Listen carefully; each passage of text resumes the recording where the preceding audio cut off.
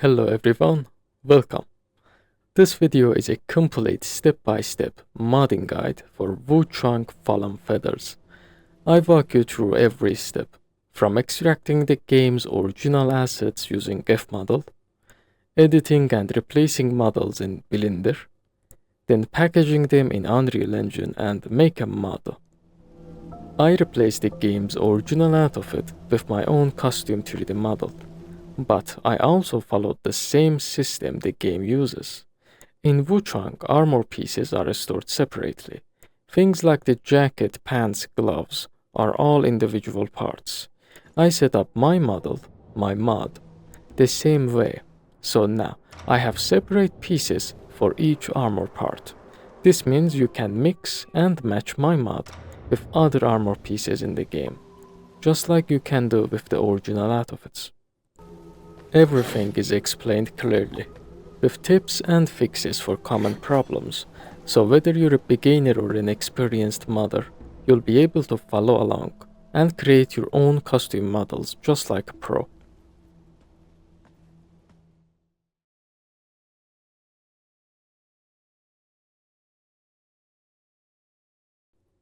The first thing we need to do is get access to the game files. For that, we'll be using FModel. You can download it from the official website. The link is in the video description. Once downloaded, you'll get a file like this. Open it and extract the X file inside it. Extract it into a new folder. Then open that folder and run the X file. You should now see the setup menu. We need to configure this. First, click here to set up the directory. In this window, locate your game's installation folder. For Wuchang, that's the Project Plague. Select this folder and click this. Next, we need to set up the Unreal Engine version from here. Open the drop-down, find Unreal Engine version 5.1. This is it. Select it. And finally, click OK. You'll now see the main menu, possibly with some pop-up messages. If you see an error, just click OK. Now, this is important. If you get a message telling you to update FModel, click on Download Latest Release. It will download and update automatically. And then it will restart FModel. And then it will load the game files on the left side of the FModel. And that's it, we are ready for the next step. If you've used FModel before, when you open the X file, you won't see the setup menu. You'll go straight to the main menu instead. In that case, just update the FModel as I showed you earlier. Once it's ready, go to the top menu and click on Directory. Then click Selector. This will bring up the setup menu. So you can set up exactly like we did before. So set it up. And that's it, you're done. Now, the game files are loaded, but they are locked. To unlock them, we need an AES key. Head over to this website, link is in the video description. Scroll down to the key section. Open the drop-down, and you'll see AES keys. We have one for each game. Find the one for Wuchang. It's at the end. This is it. Copy the key, only the key part. I've also put both the website link and the key in the video description for easy access. Anyway, once you have the key, go back to the FModel. From the top menu, click Directory. Then choose AES. Paste the key into this field. Click OK. And now the files will unlock so we can load them. But to view and extract them, we also need a mapping file. It's a simple file, you can get it from Nexus Mods. Again, the link is in the video description. Download it from the Files section manually. You'll get a zip file. Open it, and inside, you'll see a US map file. Extract it anywhere you like. Back in FModel, click Settings from the top menu. In the Settings menu, go to General. Then scroll to Advanced. Enable Local Mapping File, this one. Check the box. Then click here to load the mapping file. Locate the US map file we extracted, select it, and click Open. Done. Now, one last thing. Still in the settings, go to Models. Make sure the mesh format, this option, is set to PSK, PSKX. This is the format we'll be using to export the 3D models. Next, come to the socket format, this option. Set it to Don't Export Bone Sockets. Done. Leave the rest as default. Also, if you want, you can change the texture export format from here. I prefer PNG, so I leave it as it is. Finally, click OK, and that's it. FModel is now fully set up and ready to go. Now, on the left side of FModel, you can see the game files. Everything we need is inside these pack files. Let's load them. Set the load option to all. Then click Load. This will take you into the folder section. Once it's loaded, you'll see a folder named Project Plague. Expand it, and then you will see a content folder. Expand that too. This is where everything we need is stored. Each folder here contains specific types of assets. For character models, go to Assets, Characters. If you want the main character models, go into the Player folder. For NPCs, go into NPC folder. And for monster or enemies, use the Monster folder. In my case, I am going into Player. Inside the Player folder, you'll see more folders. Anim contains animation files. Base skeleton contains the skeleton files. Cloth contains the 3D models for the body and armors. Let's expand Cloth. You'll see a lot of folders with specific names inside it. Each one contains a specific model. You'll need to go through them to find out which one is which and which one you want. The main out of it that I want to mod is in cloth_02 folder. If we expand it, you'll see material and texture folders. But the 3D model files are in the main folder itself. So select the main folder, make sure it's highlighted. Then go to the packages at the top to access its files. Here you'll see file with the skeleton in the name. That one is a skeleton file for the model.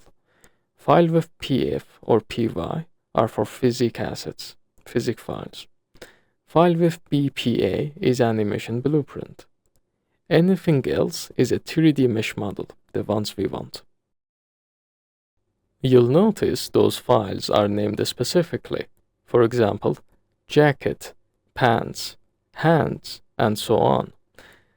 That's because in Wuchang, armor parts are stored separately. So each piece of clothing or armor is its own model. They are all separated. For example, I am starting with the jacket file.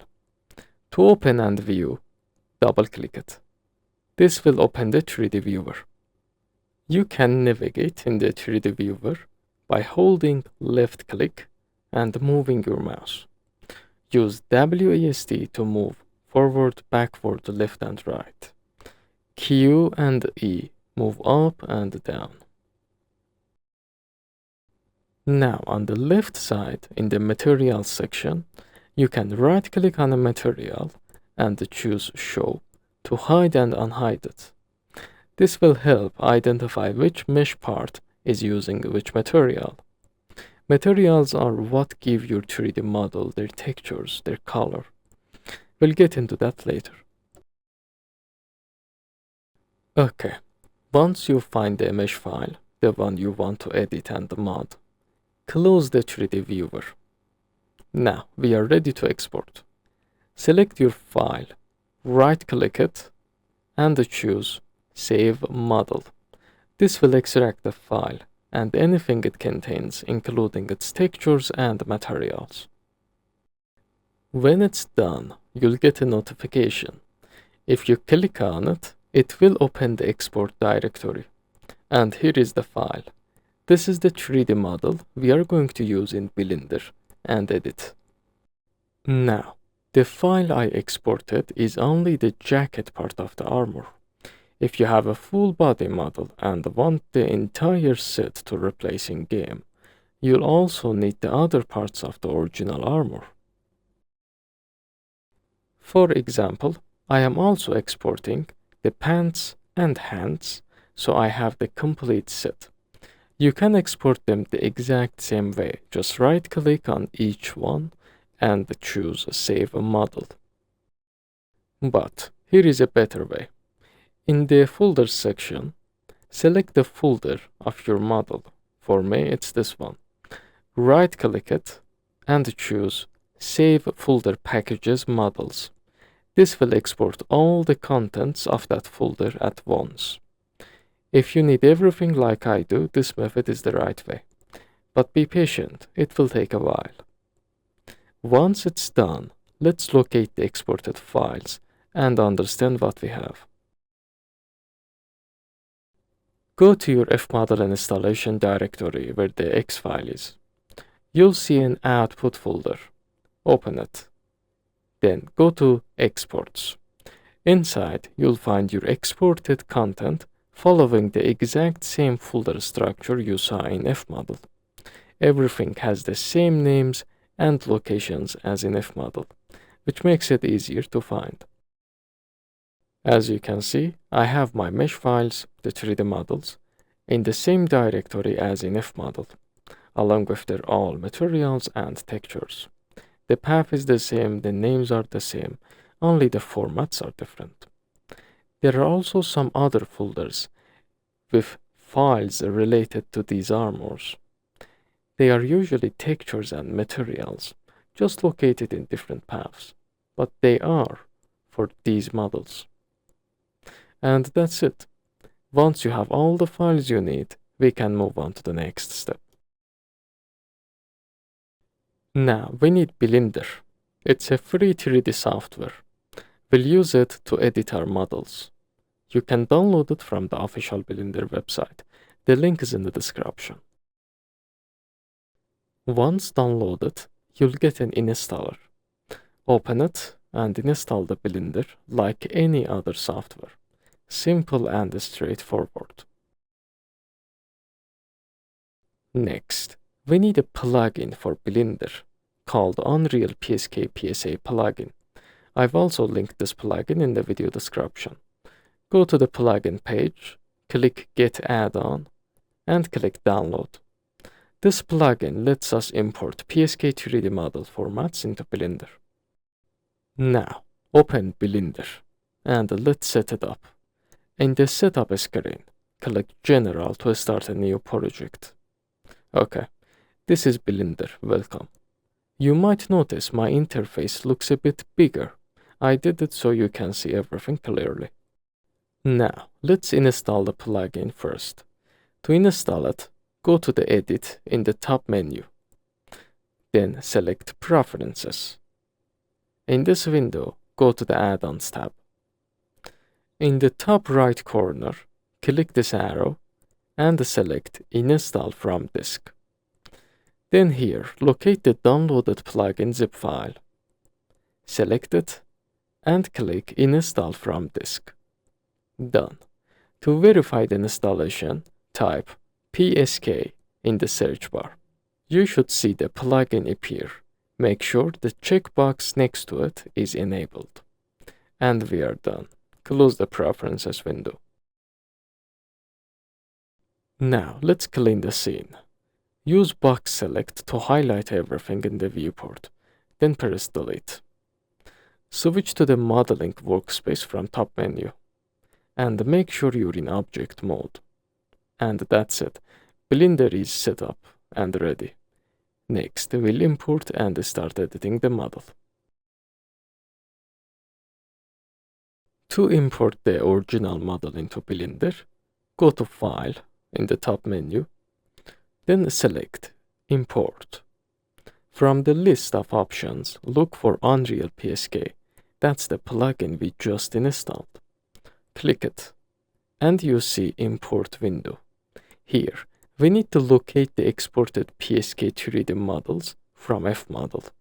So navigate to that directory and find them. Choose the file you want to model. Remember, don't select all of them at once, import them one at a time. I start with the jacket.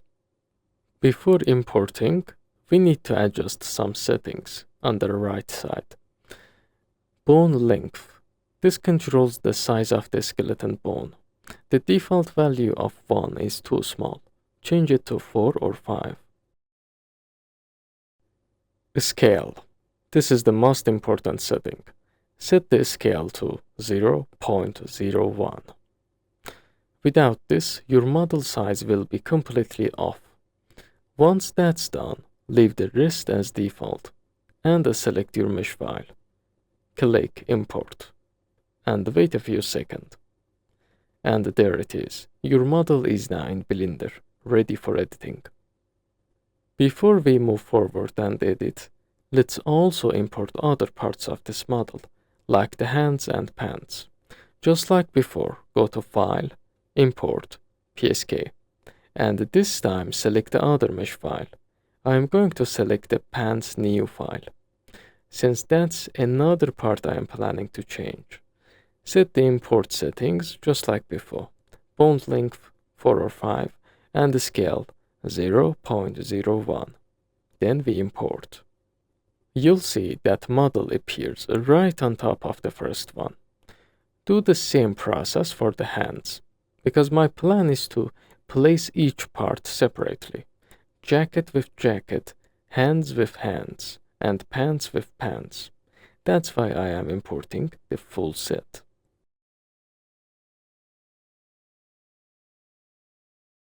If you're only planning to mod a single mesh, you can just skip that one and skip the rest. Now, once all the models you need are in Blender, we can start editing. You can navigate in Blender 3D view using these tools on the right side here. Or with shortcuts, for example, hold your mouse scroll wheel and move the mouse to rotate around the model. Hold Shift and use your mouse scroll wheel, then this will pan around the model. You can pan the view. Scroll forward and backward to zoom in and zoom out. Simple. Now we are ready to start editing, but before we do that, let's take a look at what we actually imported. Up here, top right corner, in this section, the outliner, you can see everything we imported. These 3 entries are the models we imported. This one is the hands, this one is the jacket, and this one is the pants. You can tell which is which by their file name. If we expand one of these, we can see its content. For example, this one is the armature. That's the skeleton structure. It's responsible for character's movement. Below that, this one is the mesh object, the actual 3D model. We can hide or unhide it using this little eye here. If we expand the mesh, also this, then we can see the materials. Each material is assigned to a specific part of the model, and they match exactly with the materials we saw earlier in FModel. These are the same, the names, everything. We'll be working with this later when setting up textures. Now here is something important to keep in mind. Each of these models we imported, hands, jacket, and pants, come with its own skeleton, as you can see. But in the game, they all use one skeleton, the same skeleton. In this case, the jacket's skeleton can be used as the main one. So keep that in mind. We'll be using the jacket's skeleton as the master skeleton and connect all the meshes into that in the end. For now, we won't touch the skeletons. Okay, prepare to edit. There are two main ways to edit the model in Blender, by deleting parts and by reshaping them.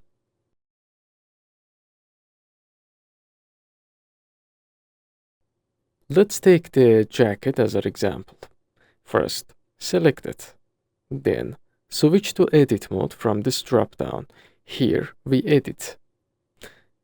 You'll now see the vertices. These are the individual points that make up the 3D mesh. To work with them, use the Select tool from the toolbar on the left. Click and hold to choose the selection options, like Box Select or Circle Select. You can also adjust the selection radius for more precision. Now, select the part you want to edit. For example, if I want to make the chest area bigger, I select the vertices around the chest, like this. Hold Shift to keep adding to your vertices. Hold Ctrl and select to deselect vertices. Press Ctrl plus Z to undo any changes.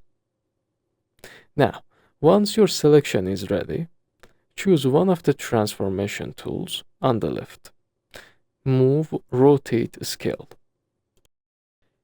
If you try moving vertices now, you might notice the change feels a bit sharp or blocky. To smooth things out, enable proportional editing from the top toolbar. It's this one. This lets you make gradual, organic adjustments. When proportional editing is on, you'll see a circle, halo, showing the influence area. Use your mouse scroll wheel to increase or decrease its size while editing. As you can see, I am enlarging the chest area. With this method, you can reshape the model however you like. Make it bigger, taller, smaller, or change proportions entirely. And any edit you make here will take effect in the game.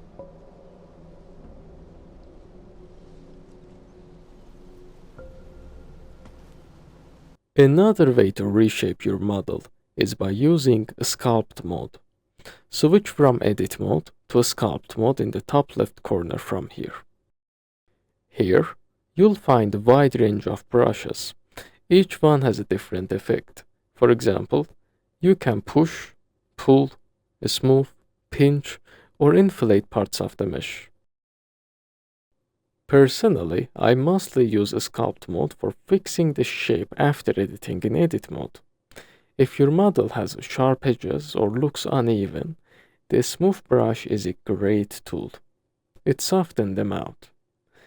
Just like before, you can adjust the brush size and the strength. One of the most efficient way to change a model for mods is simply by deleting parts of it. In fact, a lot of mods are made this way. To delete, select your model, switch to Edit mode again, and just like before, we select the vertices of the part we want to remove. After that, we press Delete key and choose Vertices. And boom, that section is gone. But you might notice it's not always clean, because you can select the vertices hidden behind the mesh or inside the mesh. To fix that, change your viewport. Switch to wireframe mode. It's this one. And enable transparency. Now, you can see and select every vertices on your model, even the ones inside the model. Selecting only the part you want without touching the rest can be tricky. Here are a few useful tricks. Linked selection. Select just a small area of what you want to delete, like this. Now go to the Select menu at the top and choose Select Linked, Linked. This automatically selects all vertices connected to the ones you picked. Super useful for deleting full sections.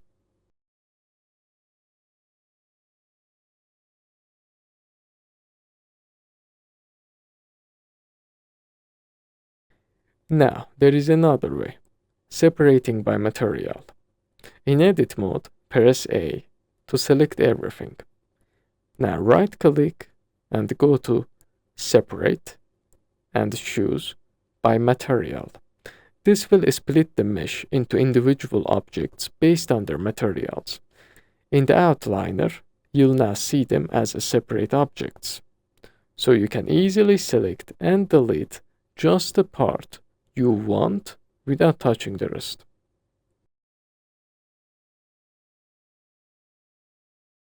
These same deletion methods and reshaping methods work for other imported parts too. And if you want to edit all objects at once, in the object mode, in the outliner, hold Ctrl and click to select them all, the mesh files. Then switch to edit mode, and now you can edit all at once. You can also switch between them using this option beside the mesh name, or hold Ctrl and select all of them to edit multiple objects at once. If you're only planning to do simple edits like reshaping or deleting parts of the original mesh, that's all you need to handle in Blender. For example, once you finish your edits, you can just leave everything as it is and move on to the export step, which is renaming the armature and exporting as an FBX. Then, after importing it into Unreal, you don't need to add any textures. Just place the original materials in their correct paths and rename the skeleton. Then you're all good. The only thing to note is the physics will be disabled anyway, so you'll need to set up the physics also. This will all make sense after you watch the full video. But if your plan is to fully replace the model, then there is a bit more work ahead that we need to do in Blender.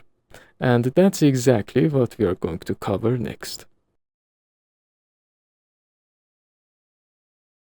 Now we move on to the most important part, replacement adjustments. This is where we take a new 3D model and replace it with the game's existing one. Using this method, you can bring completely new 3D model into the game with your own custom textures.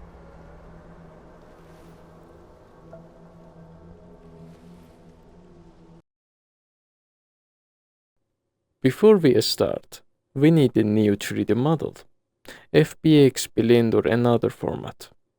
Then its textures, base color, normal map, etc. You can get a free 3D model from various websites. I got mine from DeviantArt. This is it. Sometimes you'll get a Blend file inside a zip file. Just extract it and double click to open it in Blender. Other times you might get a FBX or other formats with textures in a separate folder. Either way, we can work with it.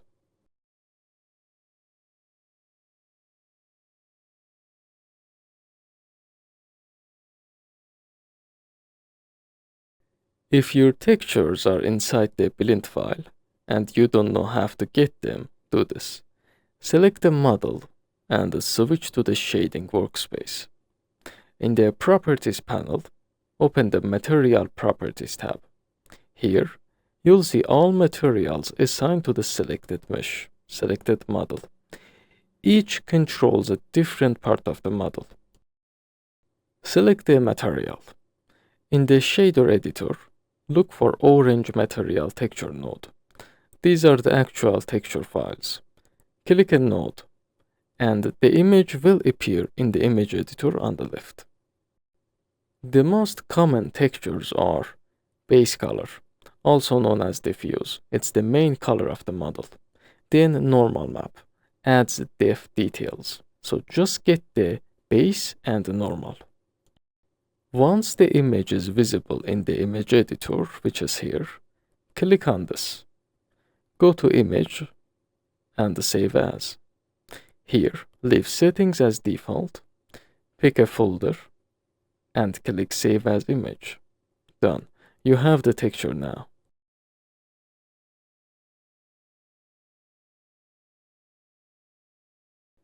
If you have too much materials, like over 10, and the textures, make sure to check my other video on joining textures and materials. Link is in the description. This is useful for modding. Cleaning and preparing the model. Now, before replacing, it's best to open the new model in a separate Blender project for cleanup. Remove parts you don't need. Example, head, accessories. Just like before, go to edit mode, select vertices and delete. And if you want, you can join related parts. For example, merge all out of it meshes into one and then all body meshes into another. This keeps things simple. This is how. In object mode, select the objects in outliner, hold Ctrl and select. Then go to object and join. Done. But make sure to keep all materials. Don't delete them, don't touch them.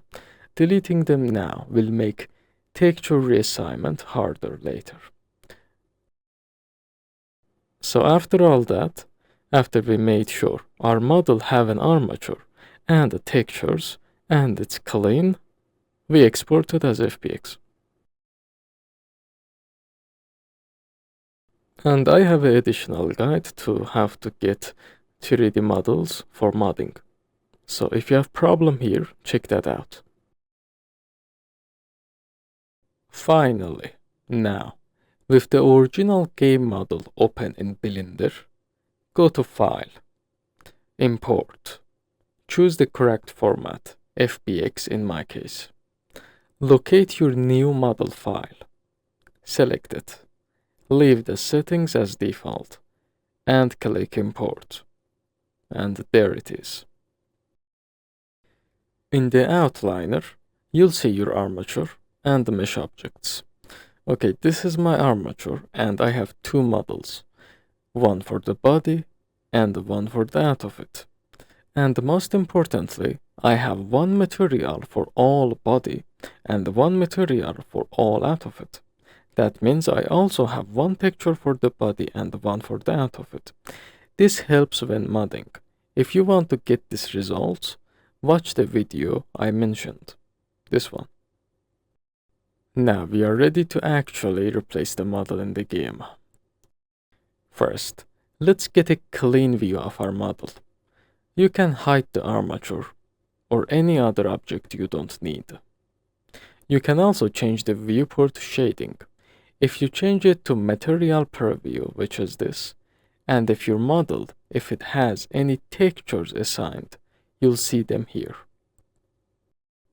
If not, if you don't have any textures assigned into your model, then it will appear white, like the original model. You can always assign textures to your model, but that doesn't affect the modding process, it's just for the show. So you can add, but you don't need to. If you watch the video I mentioned, you already know how to add. Alright, let's get to work. The first thing we need to do is align our new model, size, and proportion with the original.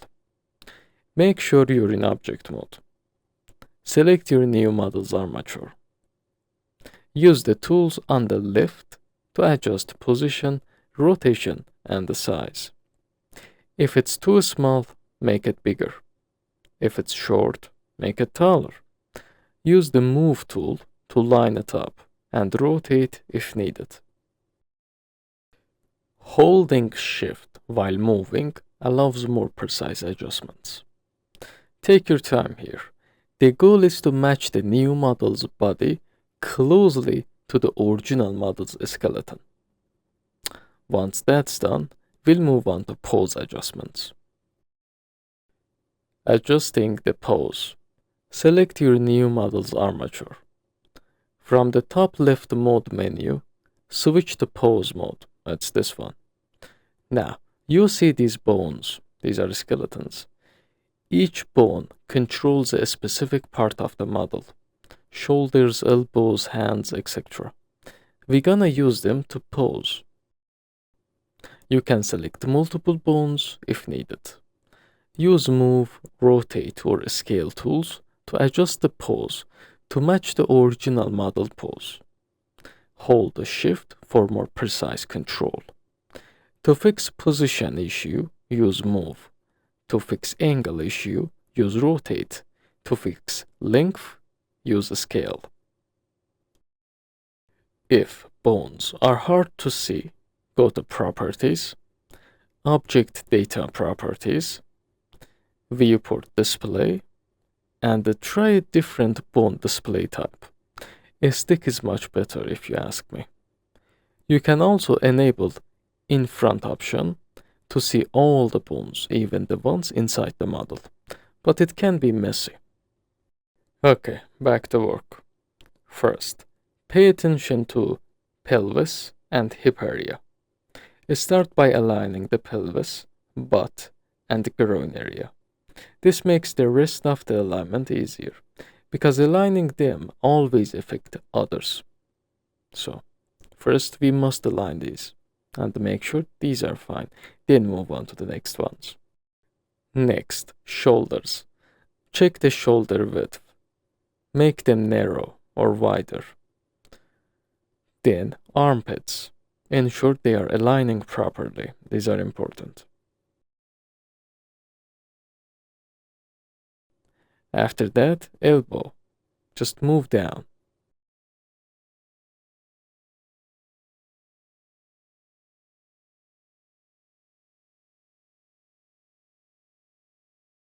Okay, finally, the forearm and fingers. These can be tricky. Just match them bone by bone with the original model. Fingers are most difficult ones, but it's simple. We just select their bones and adjust as needed. Take your time. Okay, I am done with this hand. Time to edit the other one. There is a way to copy and paste the edits, and this is how. Box select the edited hands bones. Ctrl plus C to copy. Next, select the other hand's bones and Shift plus Ctrl plus V to paste. And boom, it should work. If it doesn't work, like mine, it's usually because the bone names or axis setup aren't mirrored correctly. So there is not much we can do here. If that's the case, then adjust the other hand manually, just like this one. Simple, just do it. It's not that big of a deal. Alright, my hands are finished. Next is legs.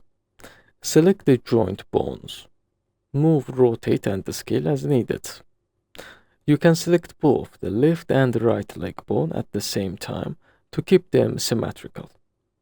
Also, if you have any neck bones, try to match them too.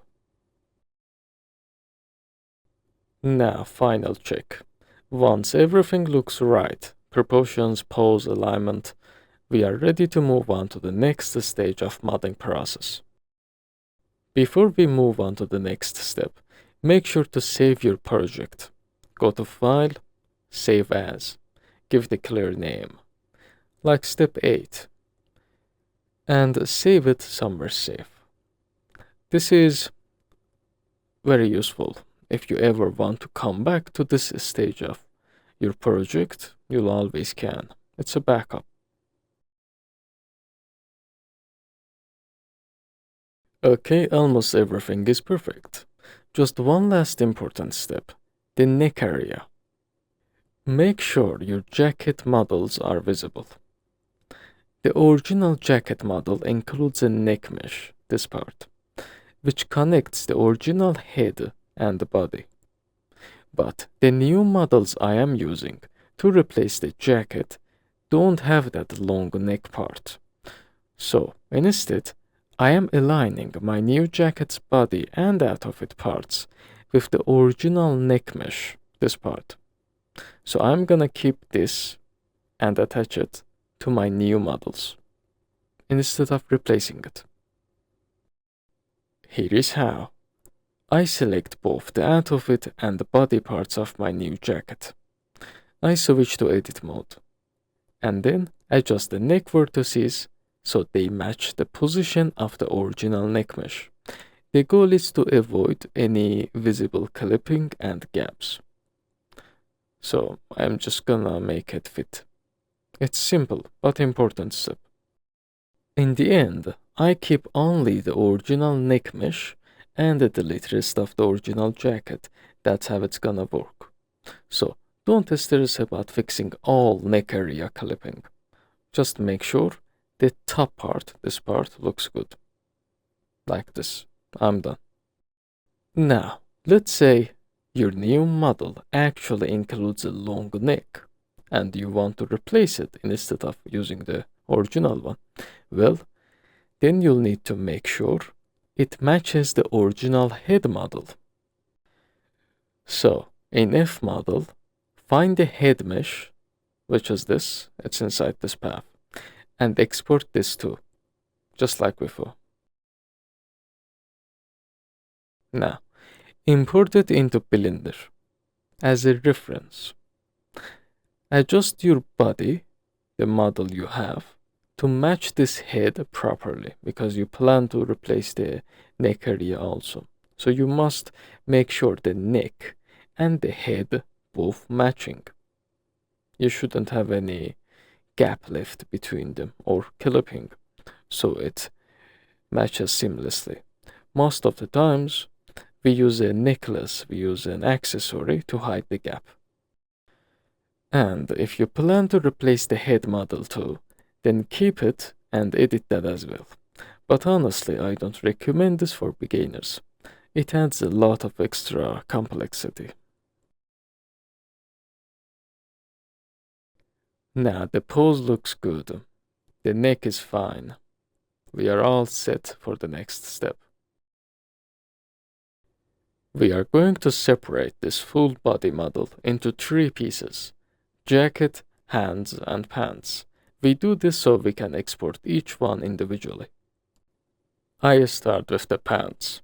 First, hide the original model and the armature of your new model, so we have a clear view of what we are working on. Now, select your new model. I start with the out of it model. Then switch to edit mode. You'll notice that the pose adjustments we made in the pose mode aren't showing here. To fix that, make sure your model is selected, then go to the Properties panel and select this wrench icon, its Modifiers tab. In the Armature modifier, enable both of these checkboxes. This will fix the problem. Repeat this for other models as well. Now, time to separate. My outfit has a long boots, pants, and the straps connecting them. These are the parts I want to select and separate for the pants part. So, I use selection tools to select these parts, and I also change the viewport to get a better view, and can select better. For even better visibility, you can hide the body mesh while working on the outfit. Also, use the linked selection tool to grab exactly what you need. I am leaving the skirt for the jacket, so I only select the pants and boots and this straps. Done. Once you have the right part selected, right-click, separate, by selection. You now have a new object in the outliner for that part that we separate. Double-click the name to rename it for easier identification. And we're gonna replace this with pants. Cool. Do the same for the body. Hide the out of it. Select the body model.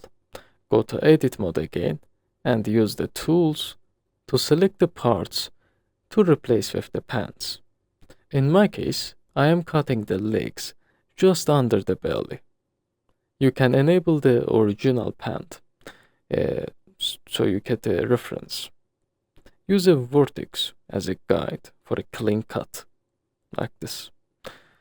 I am done. Right-click, separate by selection. There we go. I rename this too, and we are good to go. And if your model's legs are already separated, but not at the spot you want, just separate again where you need.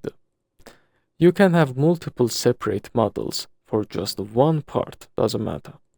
The idea is to have a body parts match the area you'll be replacing. So you just have to have them separated and have those parts as separate parts. Doesn't matter how many times separated. Now it's time for the hands. Follow the same process. I enable the original hands mesh so I can see where to cut. It doesn't have to be pixel perfect. Just choose a logical spot. Separate both hands at the same time to avoid creating too many objects. It's a cool trick.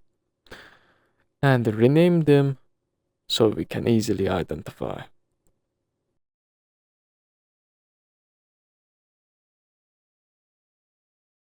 Done. Now I have a separate parts for all three: jacket, hands, and pants. Time for the next step. Alright, now we are at one of the most important steps, weight painting. This is where we delete the armature from our new model, attach it to the original model's armature, and tell the bones of the original mesh exactly how to move our new model. Here is how to do it. Start with the jacket. Select your model. I am starting with the out of it. In the Properties panel, go to the triangle icon. That's the Object Data Properties. You'll see two sections, Vertex Groups and Shape Keys. Remove the Shape Keys.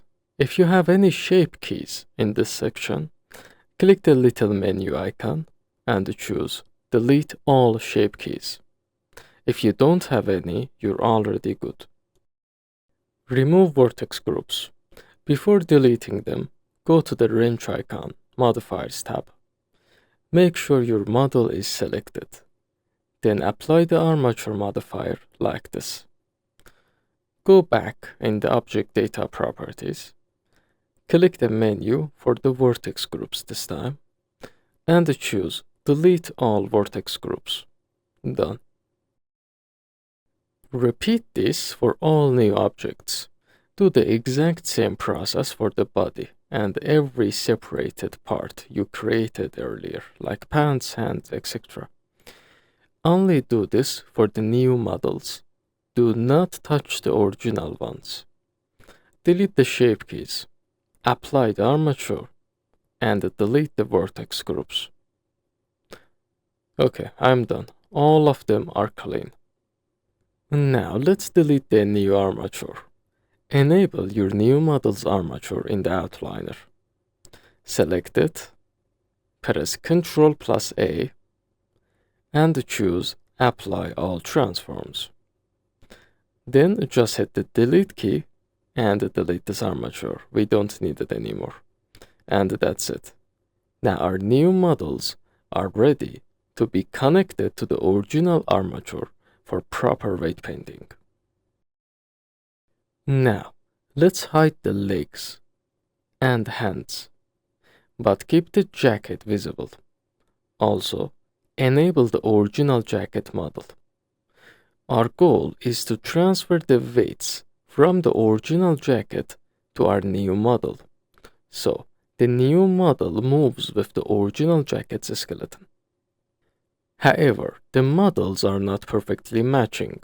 The original jacket contains many extra objects, and these can cause the weights to transfer incorrectly, making the new model deform in strange ways.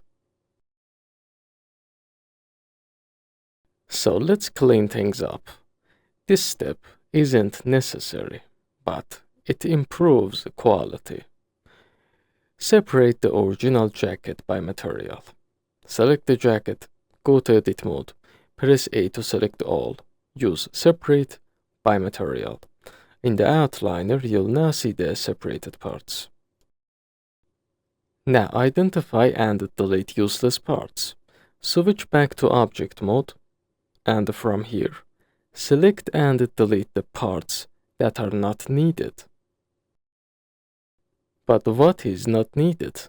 Well, items like these knives, this bottle, feathers on the arm, armor plates, bandages, basically anything that doesn't match your new model. But note, not all extra parts will cause problems, so you can leave some of them just where they are. How do they cause problems anyway? For example, my new body model has an armpit on this side that matches well, but on the other side it doesn't. The original jacket has cloth in that area, but my model has exposed the skin. Since the shapes and positions are so different, weight transfer will be inaccurate. Some weight might go in the wrong place, like the body instead of the arm, and some might not even transfer at all. The rule: parts of the original model should be close in shape and position to the part you want to transfer weights to. If they are too far off or shaped very differently, delete them. When not to delete. If deleting a part leaves nothing behind in that area, don't delete it, because we need something to transfer weights from. And if deleting a part also deletes something you want to keep or you have to keep, go into edit mode and manually select only that geometry you want to delete. So we only select those vertices, those parts, and delete, leaving the rest intact.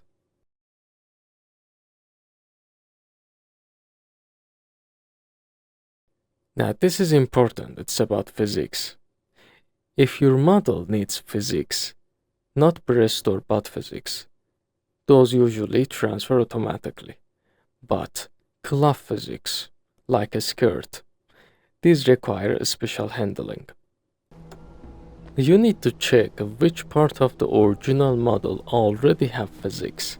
For example, my original model has cloth physics in this specific part. That's the part I'm going to use for my skirt physics. We need a part of the original model to have physics, so we use that to add physics to our new model. This is why it's best to replace your new model with an original one that matches closely in structure and physics. For this game, unfortunately, we have certain limitations. That's why we are doing this. So this method is necessary. Just make sure you don't delete the object that contains the physics you're planning to transfer to your new model. Simple. You might see two overlapping versions of the same object in some areas like this one. One will have a material called invisible. Delete that one and use the other one instead. I am gonna edit this a bit so it covers the exact area I am planning to add physics for. Also, I must do this so weights apply correctly. You can adjust it like this. In object mode, rotate, scale, and move it. Then in edit mode, fine-tune the mesh. And once you're done editing in both object mode and edit mode, we are ready for next step. So, finally, we are ready for the weight transfer. First, select all of your original jacket's object, the one we separated. Hold Ctrl to multi-select them. Then go to Object and Join to merge them into one single object again. Alright, now for the actual weight transfer, make sure you're in Object mode. In the outliner, first, select your original model. For me, it's the jacket. Then hold Ctrl and select your new model, the one you want to transfer the weights to. I start with the out of it part. Now, from the mode drop-down top left, switch to weight paint mode, this one. Your new model should now turn blue. Then, go to top bar, open the weights menu, and choose transfer weights. You'll see a small menu pop up in the bottom right corner. Expand it, and let's change the settings. Vortex mapping. Set this to nearest face interpolated. Source layer. Set it to by name. And that's all. The weights are now transferred correctly. Now go back into object mode. We need to repeat this process for our other models. I'll now do it for the body model. Again, I select the original jacket model first, then the new body model. Next, go to the weights and choose transfer weights, just like before. The settings are already saved from the last time, so we are good. Back to object mode again. Now the weight transfer for my jacket parts is complete. Next step, add armature modifier to them. After transferring weights, here is what to do next. We now select the new models that we just transferred weights to. One at a time. I start with the out of it model. Select the out of it, then go to the Properties panel and click on the wrench icon. This is Modifiers tab. Click Add Modifier. Then go to the Deform section and choose Armature. This is the one we need. In the Armature modifier we just added, you'll see a field called Object. This is where we link the armature, the skeleton, the bones. Click on that field and select the jacket's skeleton, the original armature. Now this new model will move with the skeletons of the jacket. Now I repeat the same step for the body model. Do it for any other model you transferred weights to. Add an armature modifier and assign it to the jacket skeleton. Or the one you're supposed to. In my case, it's jacket skeleton. And done. Now let's test if everything works. Enable the original jacket model's armature. Select the armature and switch to pose mode. Select some bones and move them around. If everything is done correctly, your new model should move with the bones you selected. And that's it. That's what we were supposed to do. If you notice anything weird, any weird behavior like the model stretching unnaturally or bending too much, don't worry. We'll be fixed that shortly. But first, let's transfer weights for the other parts also. Now, we need to do the same for the pants and the hands, if you're modding those as well. Follow the exact same steps. I start with the pants. First, I select the original pants model, then the new pants model. I begin with the out of it part. Then I switch to the weight paint mode and transfer the weight just like before.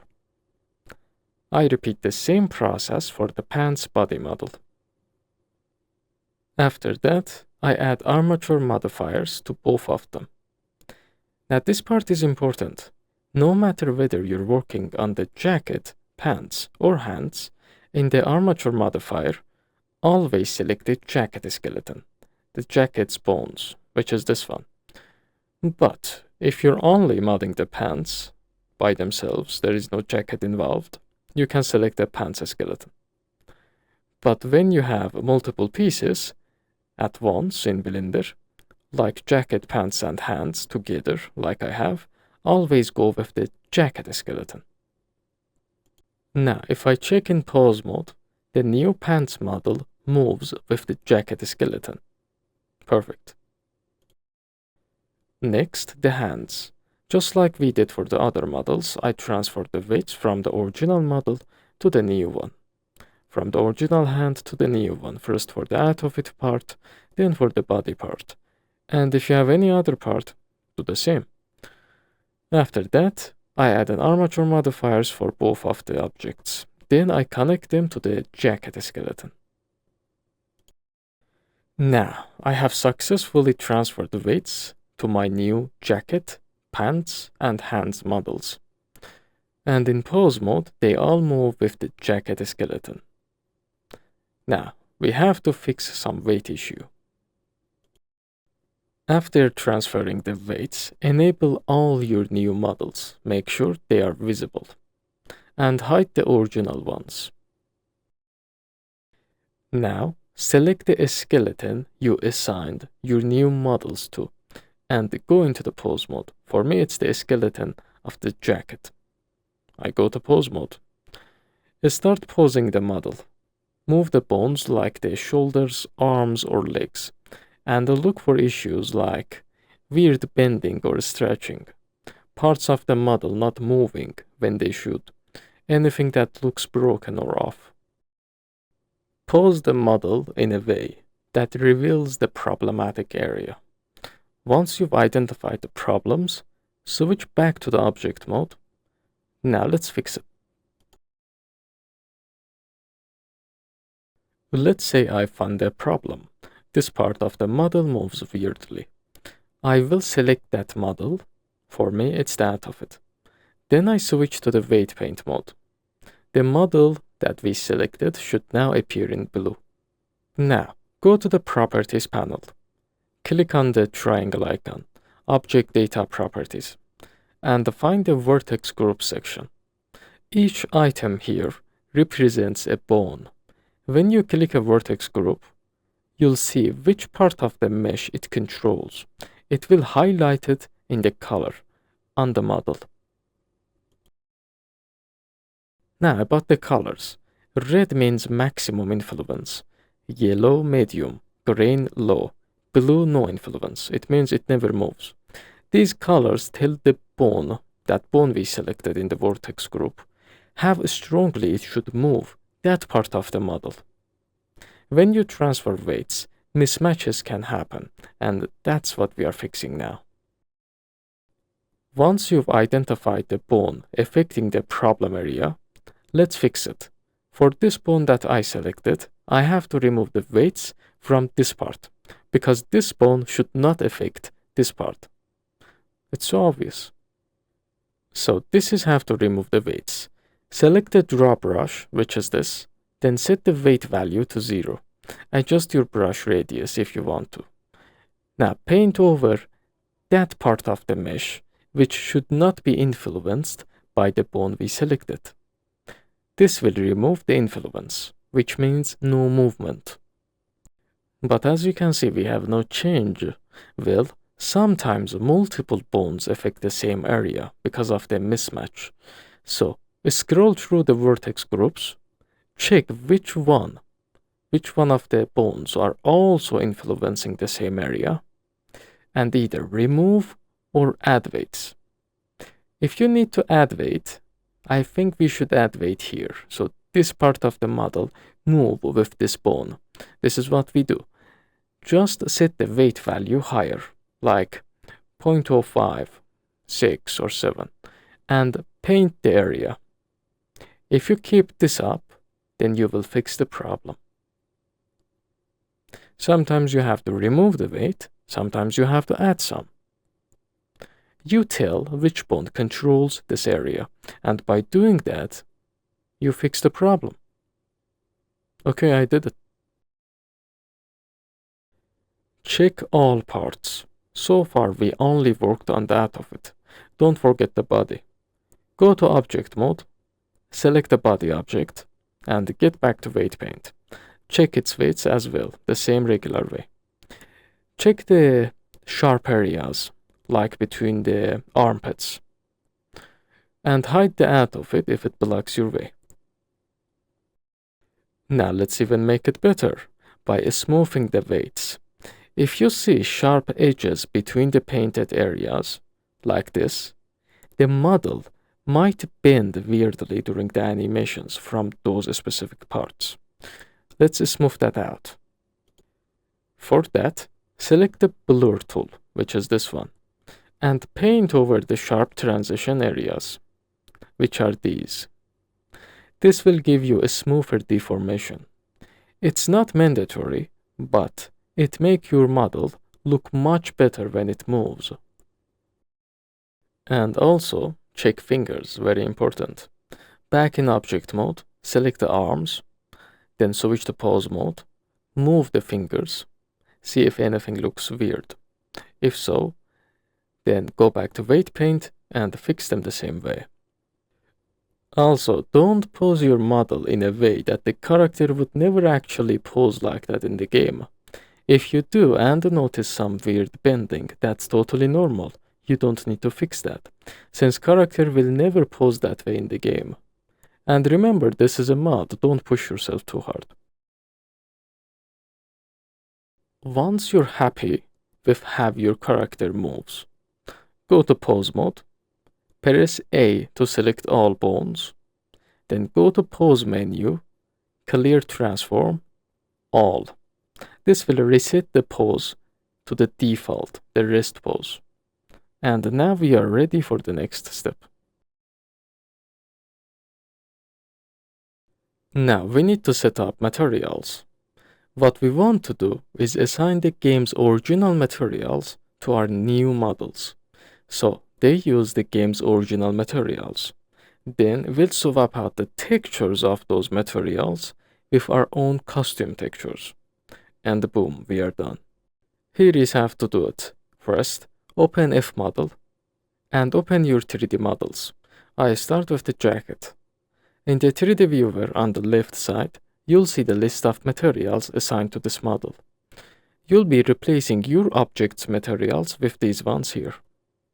Each of my new models only has one material, which means I only need one texture for that entire object, but your model might have 2 or 3 materials for one specific object.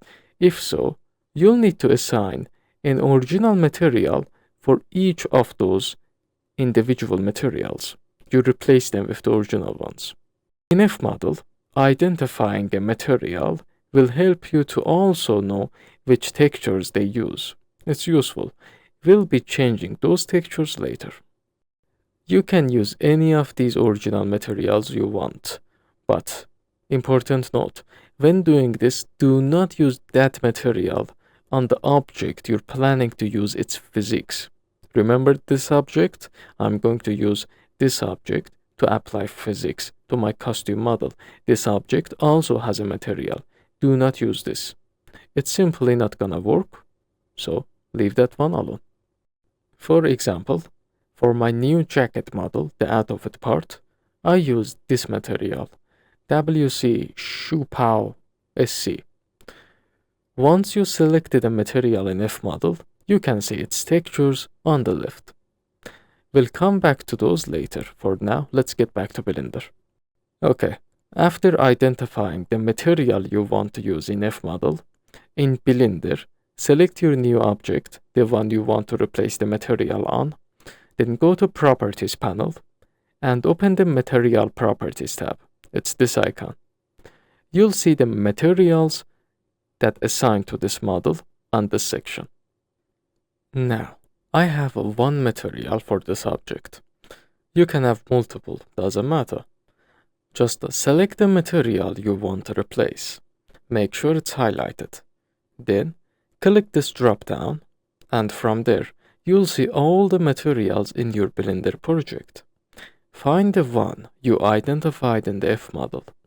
For me, it's this one. After you find it, select it. And done. Now your new model is using the original game material. If your model has more than one material, repeat this process for each one individually. Replace each one with a different original material. You can also reuse the same original material, only if your model shares the same exact texture. If your object doesn't have any material at all, then click this plus icon, add one, then click this Make New Material button, and then you replace it like before. Now let's do the same for the body model. In FModel, I choose another original material. This one, WC Shipao CS2. You can pick whichever one works for you. Now back in Blender, I select the body model this time, then go to Materials tab again, and replace its material with the one I identified in the FModel, which is this one. And okay, I'm done. Also, keep this in mind. If you choose a material that uses a shared texture, like a skin, be careful. When you edit that texture, all the models that using this texture will be affected too. So it's best to avoid assigning skin-related materials unless necessary. Now on to the other parts, pants and hands. Same process again. In FModel, open the mesh file for the pants you're replacing. For me, it's this one. Identify the materials used. I'm gonna use this one for the out of it part, and this one for the body. Okay, in Blender, select the new pants model, which is this. I start with the out of it part, and replace the material, just like before. Then do the same for the body part. Then move on to hands. In FModel, identify the materials for the hands. In Blender, assign them to your new hand model parts. Pretty simple, right? And one important thing to keep in mind is that you can use the original jacket materials on the pants or the hands, or use their materials on the jacket. So it doesn't really matter. You just need the original material from the game models to replace with your new ones. That's all. Important tip about textures. As you can see, my textures are all combined into one. I mentioned the video earlier showing how to do this. Go watch it if you're interested. The point is, since all of my out of it parts share one single texture, I can just use one original material from the game for all of them, all of the out of it parts. That means I don't need individual materials for each piece. I just assign the same material to all of them, to all out of it parts. Same for the body texture. One material is enough because I have one body texture for all of the body parts. So with these textures that I have for all my models, I only need two original materials from the game. One for the out of it parts and one for the body parts. If you've also combined your textures like this, here is what to do. Now in Blender, select the out of it parts first, one at a time, and assign them the same original material. You still have to assign it individually, but we will use the same one. Then do the same for the body parts. Select them individually, go to the material properties, and replace their material with one original material. All of their materials will be the same original material from the game. This way, all your new models that share the same texture file will use the same game material, because that's all you need. Simple, right? So yeah, I am done. I used two original materials for all my new models, one for the out of it, one for the body. Now let's get ready to export.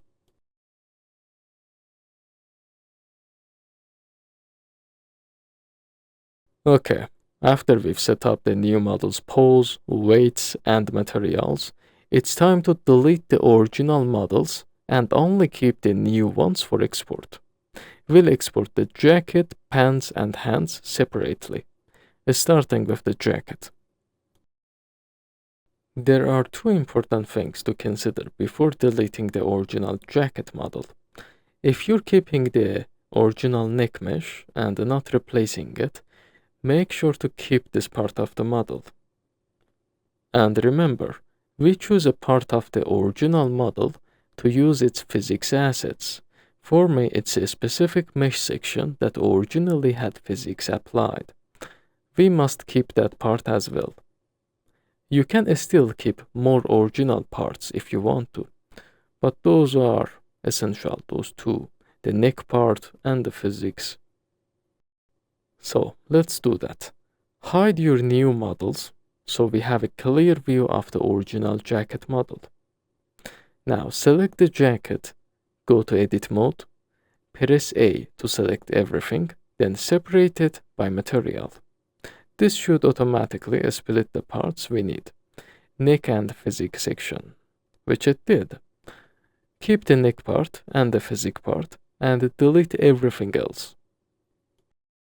For the neck, I also delete the lower sections, since I am replacing them. I only keep the top part of the model, this area. Select the bottom vertices and delete them.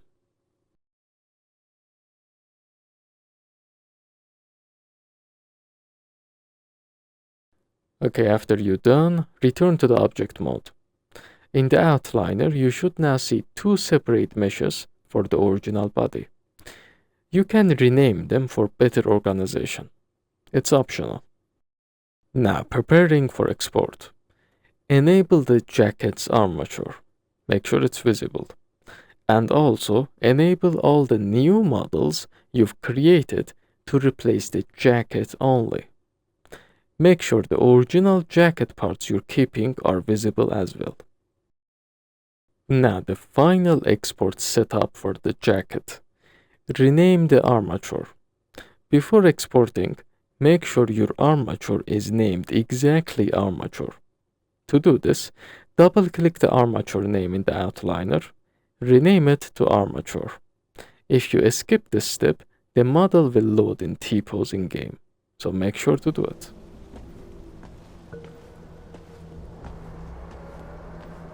Next, in the outliner, hide the pants and hands and their armature as well. Only the jacket models and its armature should be visible. Lastly, check and make sure all jacket models are assigned to the jacket armature, the one we just renamed. If not, assign them now. Okay, I'm good. Time to export. Press A to select all visible objects in the object mode. Now, go to File, Export, and choose FBX format. And let's change some settings. In the Include tab, enable Select Objects and Visible Objects. This limits the export to only the objects that are visible and selected, exactly what we need. Next, come to Geometry tab, it's this one, and set Smoothing to Face. Then come to Armature tab, it's this one, and disable Add Leaf Bones and enable only Deform Bones. Done. The rest of the settings can stay at default. Next, naming the export file.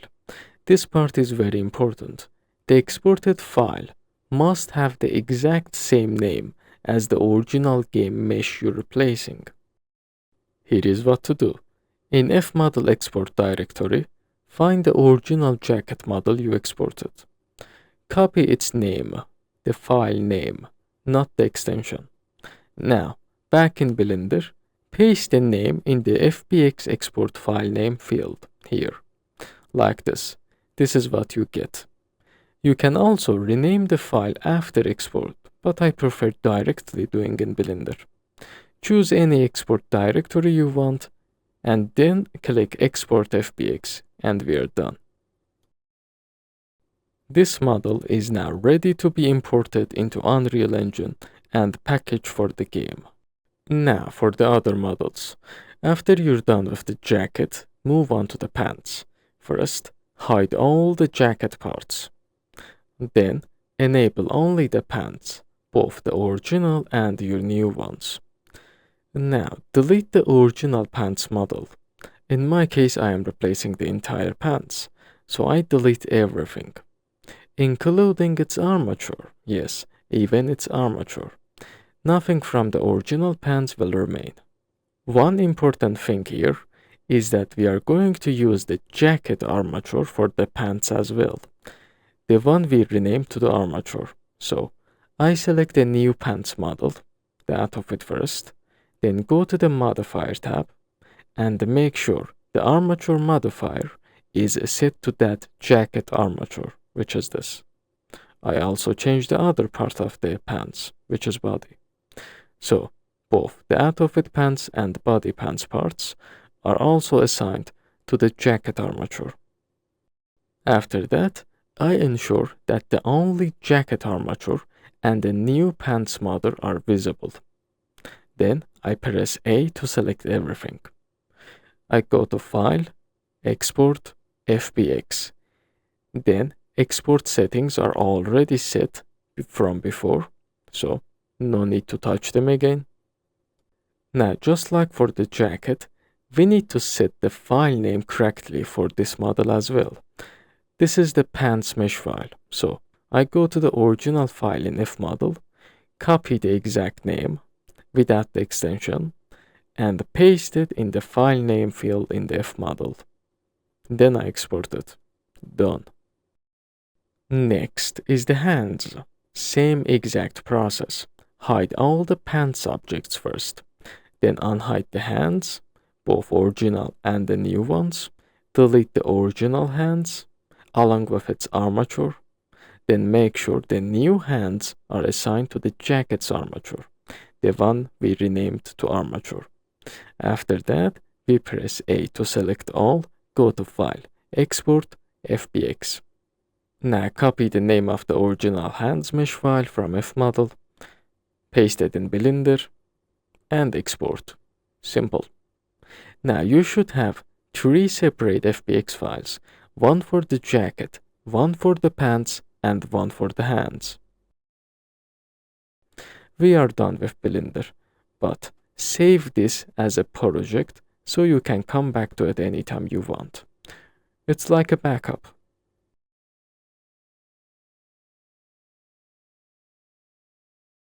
Now we need Unreal Engine, which we'll use to package our mod. Start by going to the Epic Games website and download the Epic Games launcher. The link is in the description. Once downloaded, install it like any normal software. It's simple. After installing, open the Epic Games launcher. You'll be asked to sign in. If you don't have any account yet, create one and log in. It's completely free. I am in. Once you're signed in, look at the left panel and click on the Unreal Engine section. A new menu will appear. Go to the Library tab at the top. Here, you'll see an option to add a new Unreal Engine version. I already have several installed, but to add a new one, just click this plus icon. A new engine slot will appear. Click the drop-down to select Unreal Engine version. The version we need for this game is 5.1.1. 5.1.1. This is the version we need for this game. Every game has its own version. So select this one and install it. So after selecting the correct version, hit install. Here you can change the installation directory and few other options, but the default settings are fine. Just go ahead and start the installation. The engine is around 30 GB, so be patient while it's downloading and installing. Once the installation is complete, you'll see a launch button. Click it to start Unreal Engine. Give it a few minutes to set everything up. The first time it might take a while, so be patient. Eventually you will see this menu, the project setup menu. Here is how to set it up. In the project browser, choose Games, this option. Then here in the new menu, select Blank Template. Alright, now on the right side, change the following settings. Project type, Blueprint. Target platform, Desktop. Quality preset, Maximum. Ray tracing and starter content, uncheck both. Next, scroll down to the project name, this section, and name it project_plague. Like this. This is the original project name. You can also change the project location, the path, but leave it as default unless you want to organize it somewhere else. Finally, click Create. It will now set up everything again. Be patient. Once it's done, Unreal Engine will launch. And this is what you will see. Welcome to Unreal. Now, what is next? Inside Unreal Engine, the only panel we really need for modding is the content browser. So I recommend maximizing it for a clean view and to avoid distraction from other menus. In the content browser, you'll see your project name here. This is it.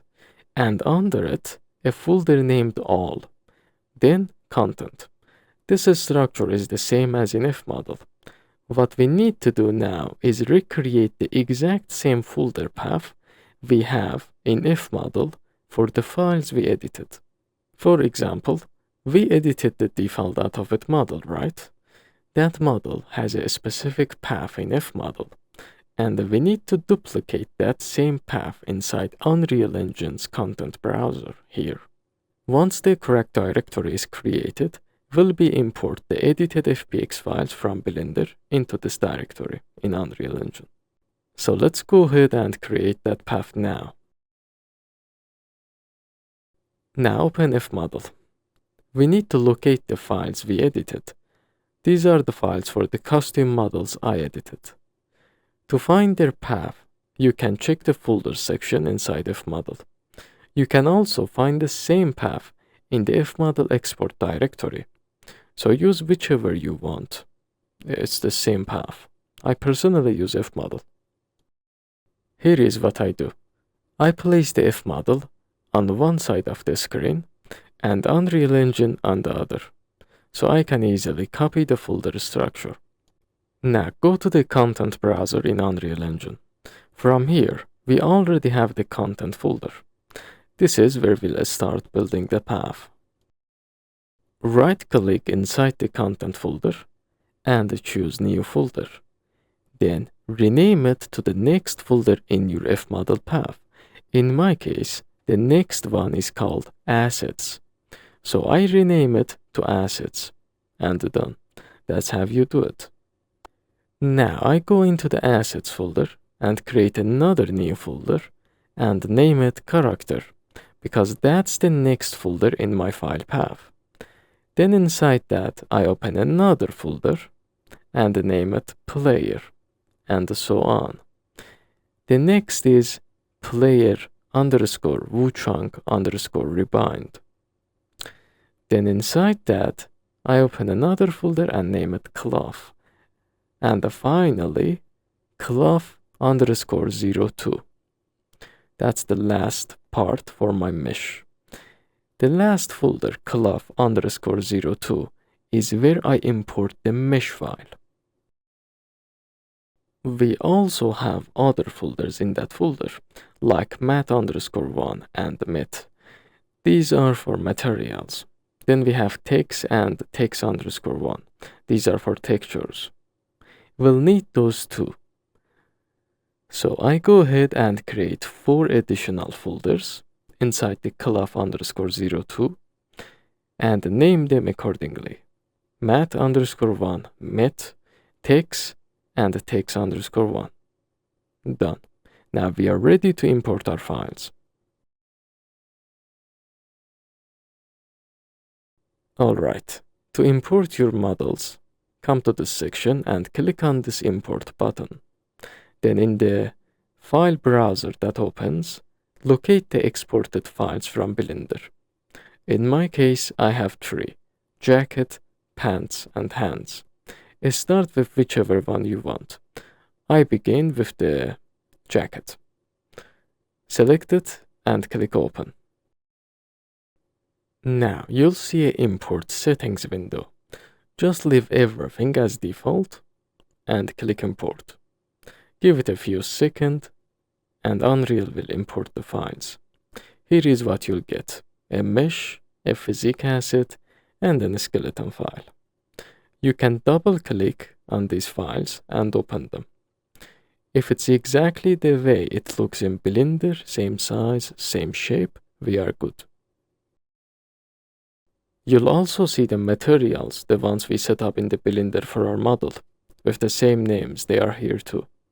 And if you assign textures to them, then you will see the texture files also. I didn't assign any textures, so I don't have them here. But if you did and now you have them, you can keep them. Next, import the second model. Let's say pants.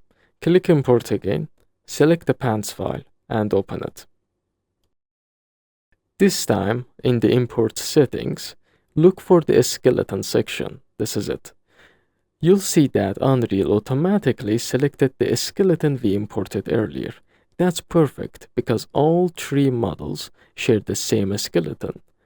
This is exactly what we want. We don't want to import three separate skeletons at the same time. But if for some reason you want your model to use separate skeletons, to use their own skeleton, for example, if you're modding a different mesh type and their skeleton don't match with the existing one in Unreal, you should disable this. Now, if you import this, it will be imported with its own skeleton. In my case, I leave it as it is. This is the one I want this new model also use. So I just import.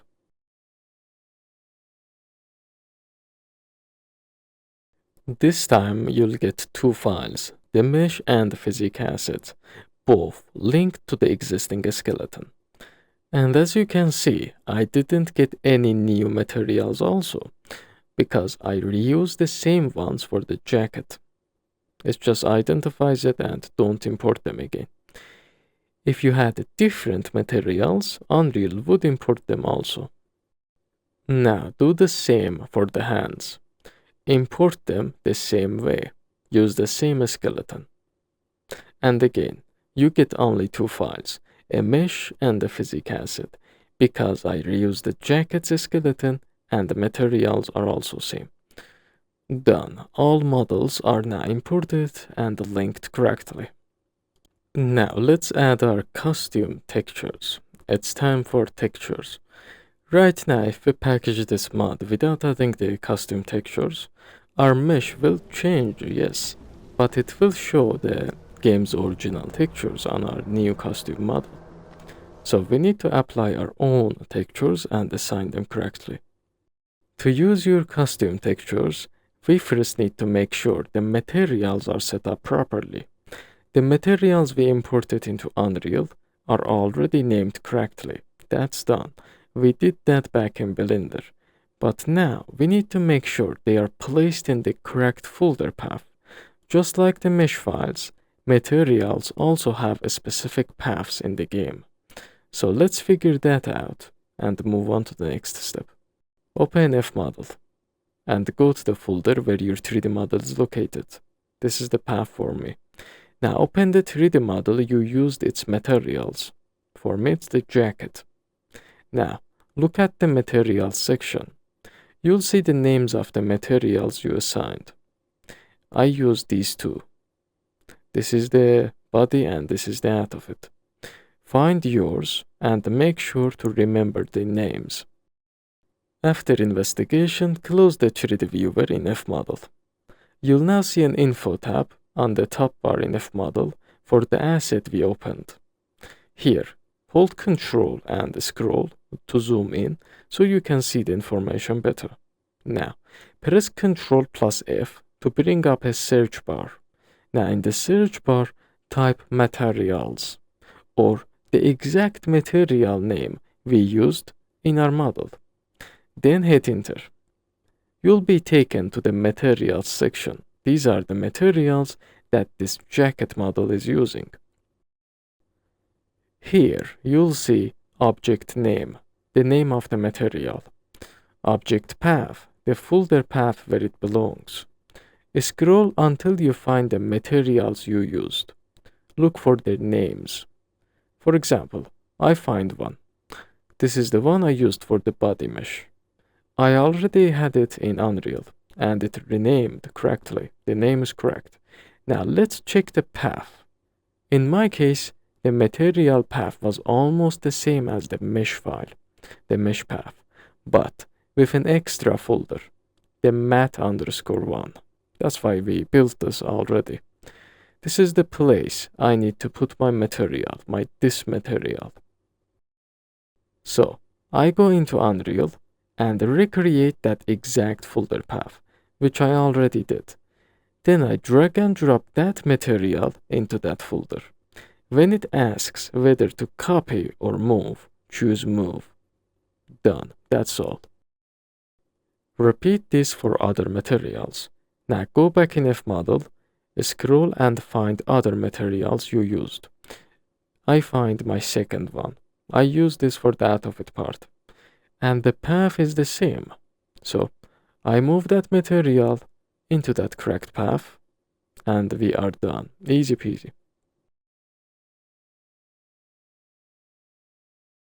If you're looking for a material from a different mesh, like pants or hands, make sure to open that mesh file in FModel. Each mesh has its own info tab, so make sure to open the correct one. Also, most 3D models have a main folder for their materials. Sometimes you can just go into that folder and identify everything you need without searching. But since some materials are shared between models, it's always best to double check in the info tab. So, I used 2 custom materials for my whole model, jacket, pants, and hands. They all use 2 custom material. But I have some other materials in Unreal. Why? Well, I kept an original neck from the base model, and I also kept a separate object for the physiques. Those also have their own materials. So, to find those materials folder path, we go back to Jacket's info tab, since these objects come from that file, the jacket. Now locate the material just like before. In my case, the neck material is located in the mat folder instead of mat_1. So, in Unreal, I create the mat folder, which I already did, and move that material there.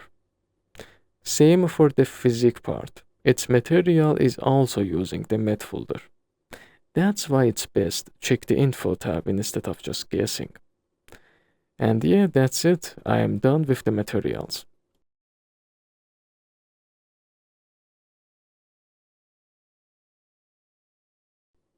And here is a useful trick.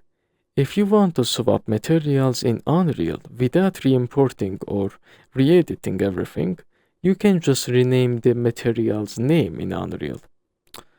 We can rename the name to match the name of those we want to replace.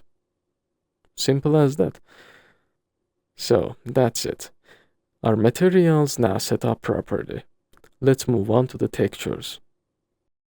Now, we must import our textures, the texture files, into Unreal and replace them with the original ones.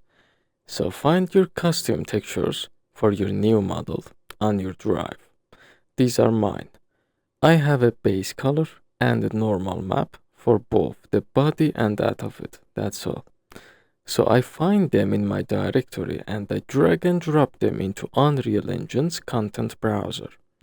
I put them beside the mesh file for now, like this. Drag and drop. Now they are imported. Simple. Okay.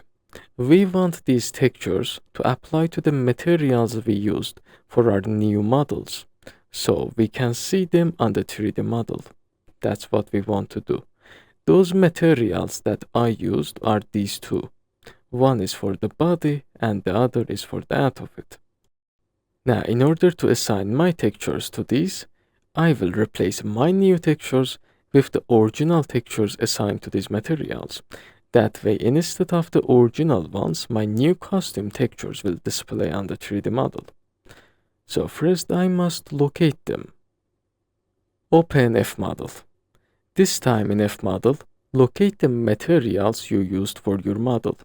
For me, they are inside this folder. This is the one I used for my out of it, and this is the one I used for my body. Double click to open them, one at a time. Now in the 3D viewer, you can see what base color they are using. Close the 3D viewer, we don't need it. Now we have an info tab open for it. Select it and go there and scroll down a bit. Come down. Then you will get to the texture parameter values. In this section, you can find the textures they are using. Every single one of these is a texture that this material is using. By replacing them with our custom ones, we'll change them. Now, all of the materials have a base color texture. That's the most important one. We must locate that first. To find out which one is the base color, look for the names.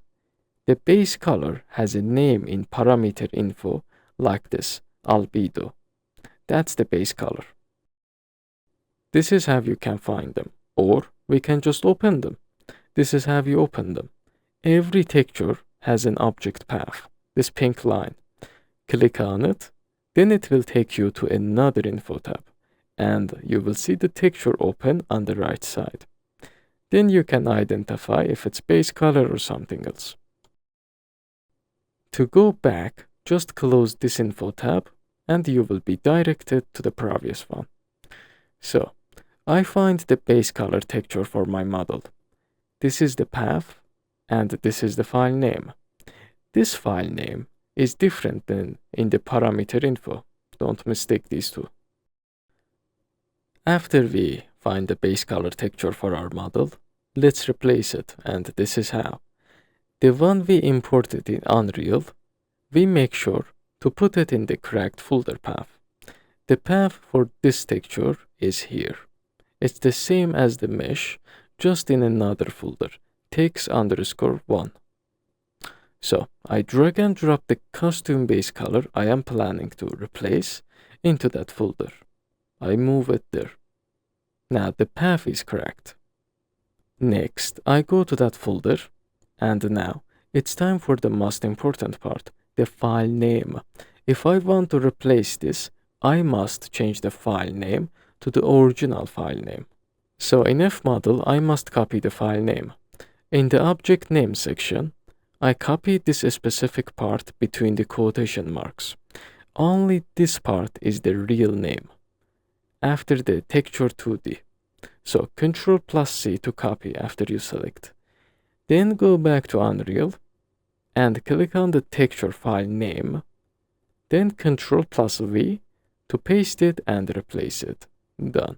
That's how we do it.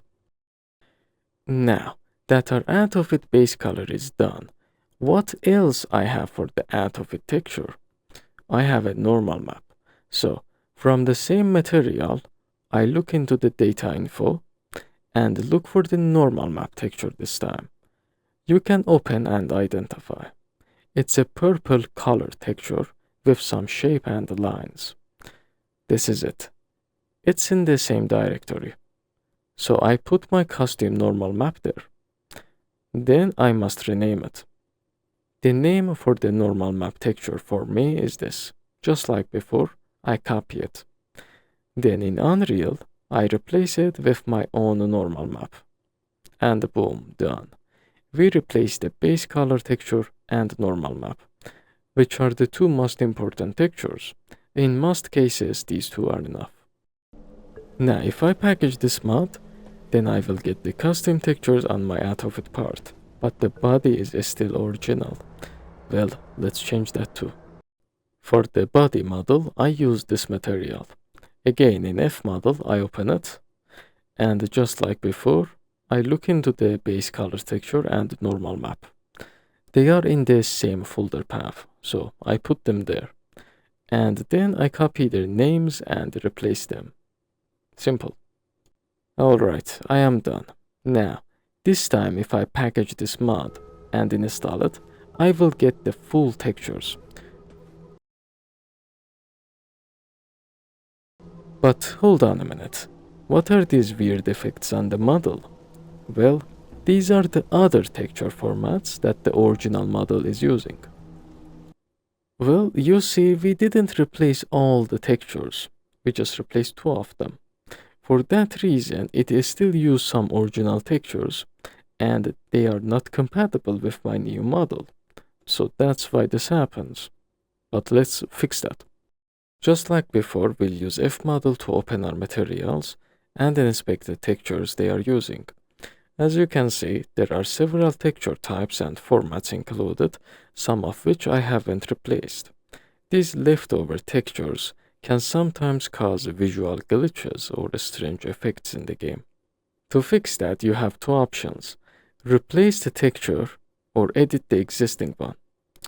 In my case, I don't have a replacement texture for these, so instead, I show you how to edit them and neutralize the effect.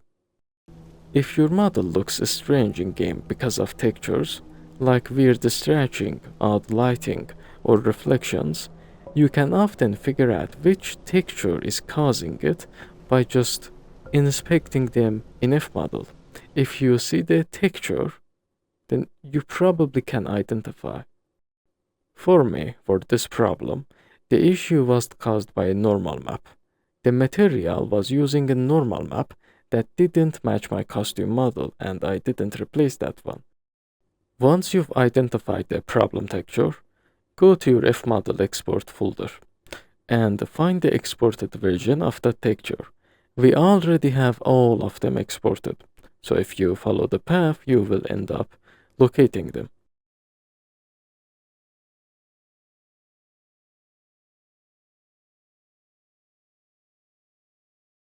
This is the one for me. I now open this texture in an image editor like Photoshop. You can use any image editor you want. So I download and install Photoshop. Now I open it. And then I open the image in Photoshop. There we go. To edit the texture and remove the effect, select the brush tool from the left toolbar. Set the brush color to a clean flat normal map value, RGB 128, 128, 255. This gives you a flat surface with no diffs and bumps. It's gonna be a purple color. After that, paint over the entire image with this color. This completely removes the normal map's effect and resets the surface to flat. After editing is done, go to File, Export, and Quick Export as PNG, and save it with the exact same name. That way we won't need to rename anything later. Now we have the texture, and this is it. In my case, there was another version of the same texture, but this was a base color format. I went ahead and paint over that too. I painted a clean color like this. That works to remove weird effects on the base color. I did it just to be safe. It didn't have a major impact. Now I have two edited textures ready. I also find a reflection map that was causing strange effects. Since it didn't match my costume model, I need to disable this effect too. It might also cause you problem. This is also important texture to disable its effect. And here is how. Open the texture in image editor. I open it in Photoshop. Now paint entire image black or dark gray. This will neutralize the reflections, the weird effect. Export it the same way, with the same name and same format. This should prevent any odd reflections from showing up in the game. And make sure you edit the textures of your other materials also. As you can see, I have another reflection texture. One is for the outfit and the other is for the body. And here is my edited textures. I end up having 4 of them. Now you know how to fix visual problems caused by extra texture maps. Most materials in this game use multiple textures. So if your model still looks wrong after replacing the base color and normal map, check the other textures too, just like we did here, and edit them. If you're unsure about the textures formats and you don't know what they do, just Google the texture type. The name and the type of the textures are already in FModel. So you have the information you need. Just look them up and you will understand their function. You can also edit the base color texture directly for simple changes, like recoloring adding logos or tattoos, changing a skin tone. Just open the base color texture in your image editor, make the changes you want, and export it like before. For basic visual edits, you usually only need to touch the base color. No need to modify the normal map unless something looks off.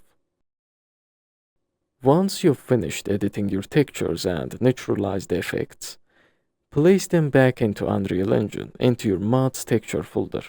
Just drag and drop them in. Make sure they are all in their corresponding paths. The common texture types you might need to edit are base color, main color and surface appearance, normal map, surface detail, depth, and lighting effects, specular, reflection, shine, and reflection behavior. And in my case, two of my materials were using the same texture files. So by editing them once, the changes automatically apply to both materials. And that means it applies for both objects, the objects that uses these materials. And one last thing to keep in mind, when you're using an original model from the game, like the neck part I am using, you don't need to import its textures into Unreal, as long as you're not changing them. Since I wanted to use the original in-game textures, and the material is also the original, all I have to do is place the material file into the correct folder. That's it. No need to edit any textures, no need to replace, no need to add. You're good. Now that the materials and textures are fixed, we are ready to move on to the next step.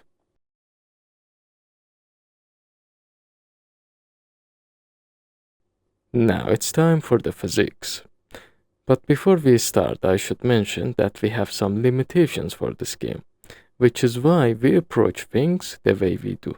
First, inside my main model folder, I locate the mesh file I want to add physics to. In my case, it's the jacket. Open its mesh file, the purple one, this one, and you will get this window where we'll be working with physics. Let's quickly go over how to navigate in the viewport. Right-click plus move the mouse to freely move the camera. Alt plus left-click, rotate around the model. Scroll wheel, zoom in and zoom out. Right-click plus WASD, move left, right, forward and backward. Right-click plus Q and E to move up and down. While holding the right-click, scroll down to decrease the movement speed, and scroll up to increase it. Alright, that's all. And if you're wondering why the model appears white and has no textures assigned, that's because we haven't applied any textures to our materials yet. And honestly, we don't have to. Not when we are making a mod. But if you want to, just for fun, here is how to do it. Open your material file. I opened the one for the out of it. Delete the existing node, this placeholder one. Move the node editor panel to the side so we have visibility over the textures. Now go to your texture folder and drag and drop the base color texture into the material editor like this.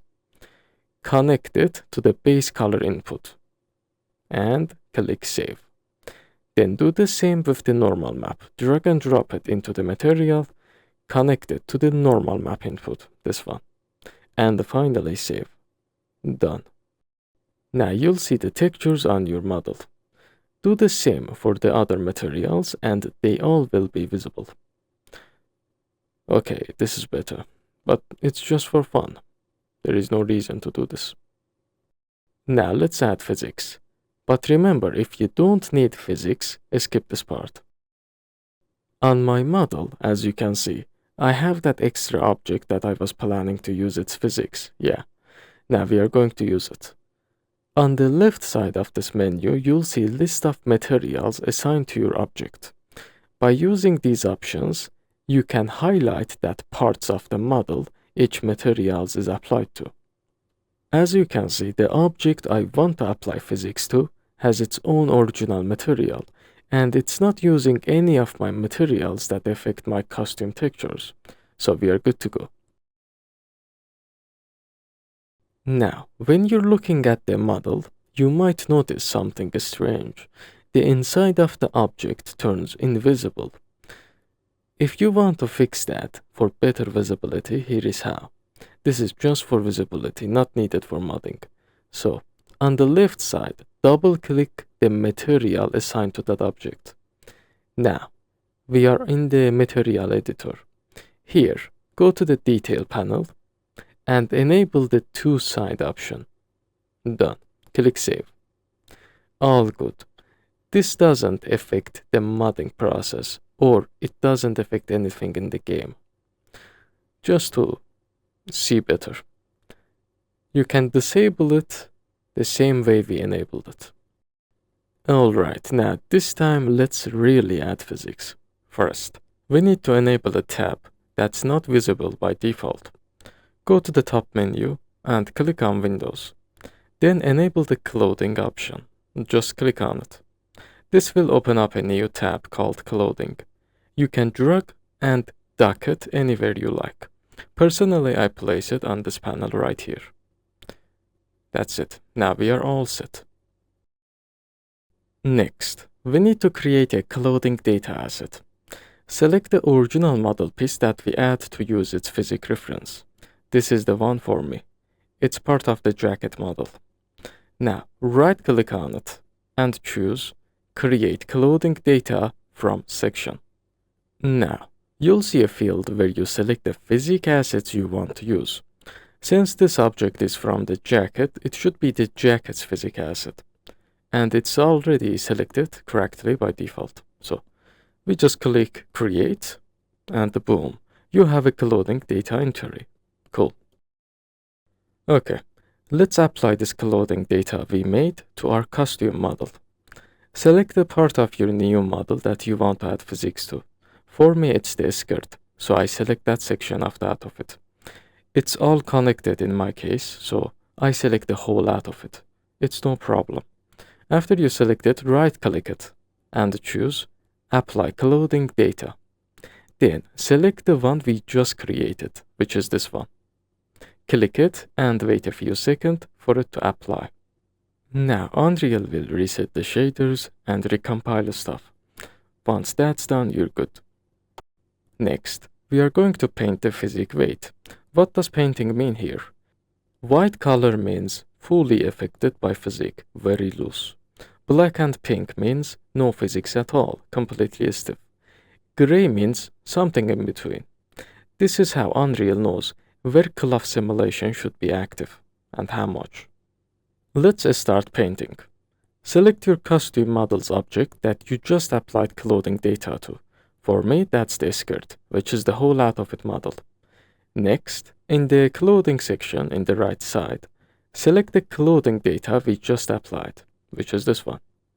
Now, click on Active Cloth Paint option from top here. You'll now enter the cloth painting mode.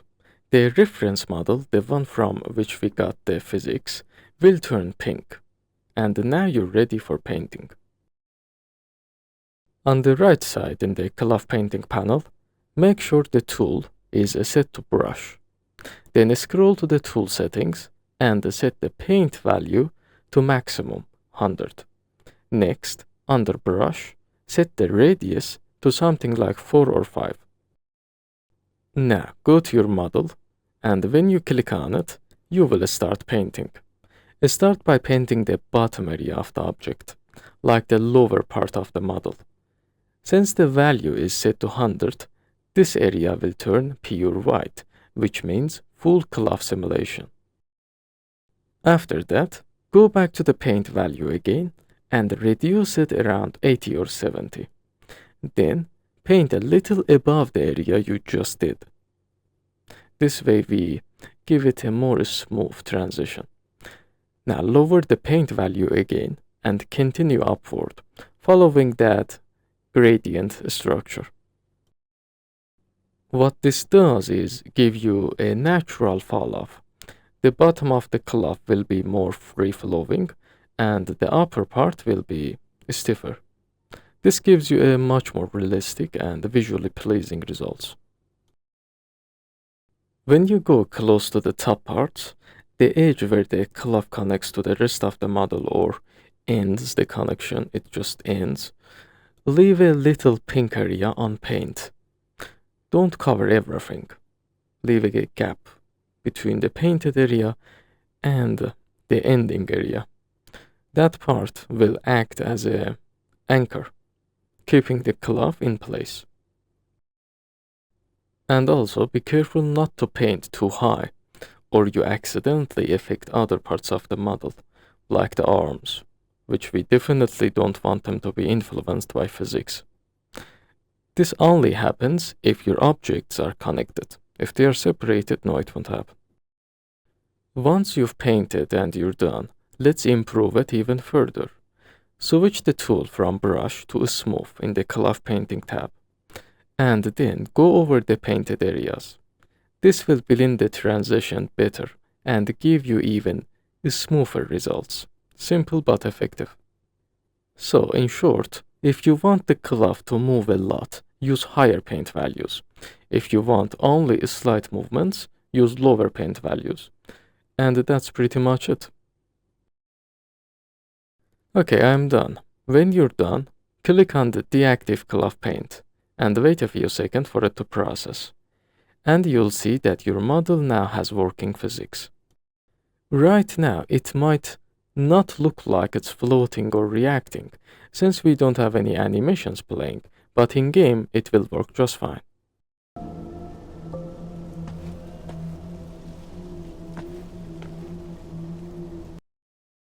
And if you want to paint again, make sure to select the model, then Cloth Data, and then click on Active Cloth Paint, then paint again. Okay, we have physics now. You can leave it as it is and move on. But if you want better results, there are lots of extra settings that can help you fine-tune with the physics and match your vision. So, if you're interested, stay along. After painting is done, select the cloth data, go to the cloth config section, expand it, and then expand chaos cloth config. Here you will find many powerful options. Let me break them down. Mass properties. Mass mode. We have 3. Set it to density. They are all the same, just different values. Density. The higher the value, the higher the cloth feels. Lower values. It makes it lighter and more floaty. So increase it to a stiffer movement and decrease it for more flowy cloth like skirt or capes. Material properties. Edge stiffness. Controls how stiff the edges of your cloth are. Bending stiffness. This controls how easily the cloth bends and floats. There are also some other stiffness options, like area stiffness. Try increase or decrease them to see how they affect the cloth. Long range attachment. Tether stiffness. Controls how strongly each cloth point stays tethered, attached to its original position. Higher values keep the cloth closer to the original shape. Lower values let it move more freely. Tether scale multiplies the effect of the tether stiffness. Use geodesic distance. If enabled, this can give you more natural and accurate results on curved or more complex shapes. Collision properties. Collision thickness. The space between your cloth and the surfaces it can collide with. If it's too low, cloth might clip into the body. If it's too high, it will float too far away. Try values like 1 and 3, depending on your model scale. Friction coefficient controls how much the cloth sticks when it collides with the surfaces. Higher values mean more stiffness, lower values makes it slide off more easily. Use CCD. Helps prevent fast-moving cloth from clipping through other objects. Use self-collisions. Enables the cloth to collide with itself, which prevents it from floating through or into itself unnaturally. Self-collusion settings. You can adjust thickness and friction for self-collusion here as well, depending on how complex your cloth is. Just don't blow up your PC. Environmental properties. Damping coefficient controls how much overall motion is reduced.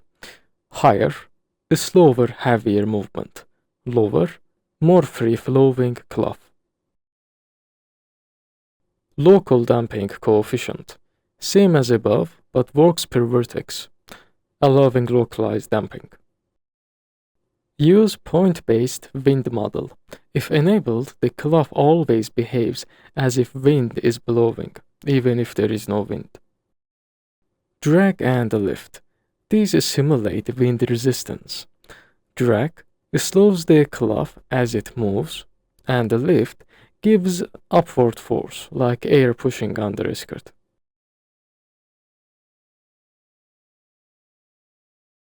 Gravity scale multiplies gravity's effect on the cloth. Set it to 1 for normal behavior. Use lower values for floaty effect, and higher values if you want the cloth to fall faster and heavier. Pressure simulates internal pressure like air inside a balloon. This inflates the cloth, useful for certain effects like puffed jacket. Animation properties. These control how the cloth responds to the skeleton animation. Usually, the default settings are fine, but if your cloth behaves weirdly during animation playbacks, you can tweak them here. Now, Chaos Cloth Shared Sim config. Expand this, and then this, and here are some useful options. Iteration count, number of simulation passes per frame. Higher, more stable, accurate cloth, but more performance cost. Max iteration count, the ceiling for how many iterations are allowed, used as a fallback limit if something goes wrong. Subdivision count, adds subdivisions to the simulation mesh. Higher values, a smoother cloth simulation, but more performance impact. So, as you can see, I've successfully added physics and adjust the settings to get the results I want. However, did you notice that the object I used to transfer the physics data only covers the backside of the skirt? Yeah, because of that, I can't apply physics to the entire skirt, especially the front. If I try, the results just won't look good. So, what are the options? Option 1. Use a full skirt physics. The best and most efficient way is to use a proper 3D model that already has a full physics setup you need. For example, a complete skirt mesh that has working physics, like this model. That way you can transfer the physics data according to your new costume model. Option 2. Duplicate and mirror in Blender. The second solution is go back into Blender, select the original physics object, then press Shift plus D to duplicate it. After that, rotate and move it to cover the part that you plan to add physics for. The other side of the skirt in my case, like the front. Once it's positioned correctly, you can either join the two objects together and make it one object, or not, doesn't matter. Then export them with your costume model the same way. This method can work, but it's less efficient and a bit hacky. The reason we are going through all this trouble is because we can't package the physics asset file. If we try that, the game will throw us a fatal error. And that's the main limitations we are dealing with. So that's why we are doing what we are doing.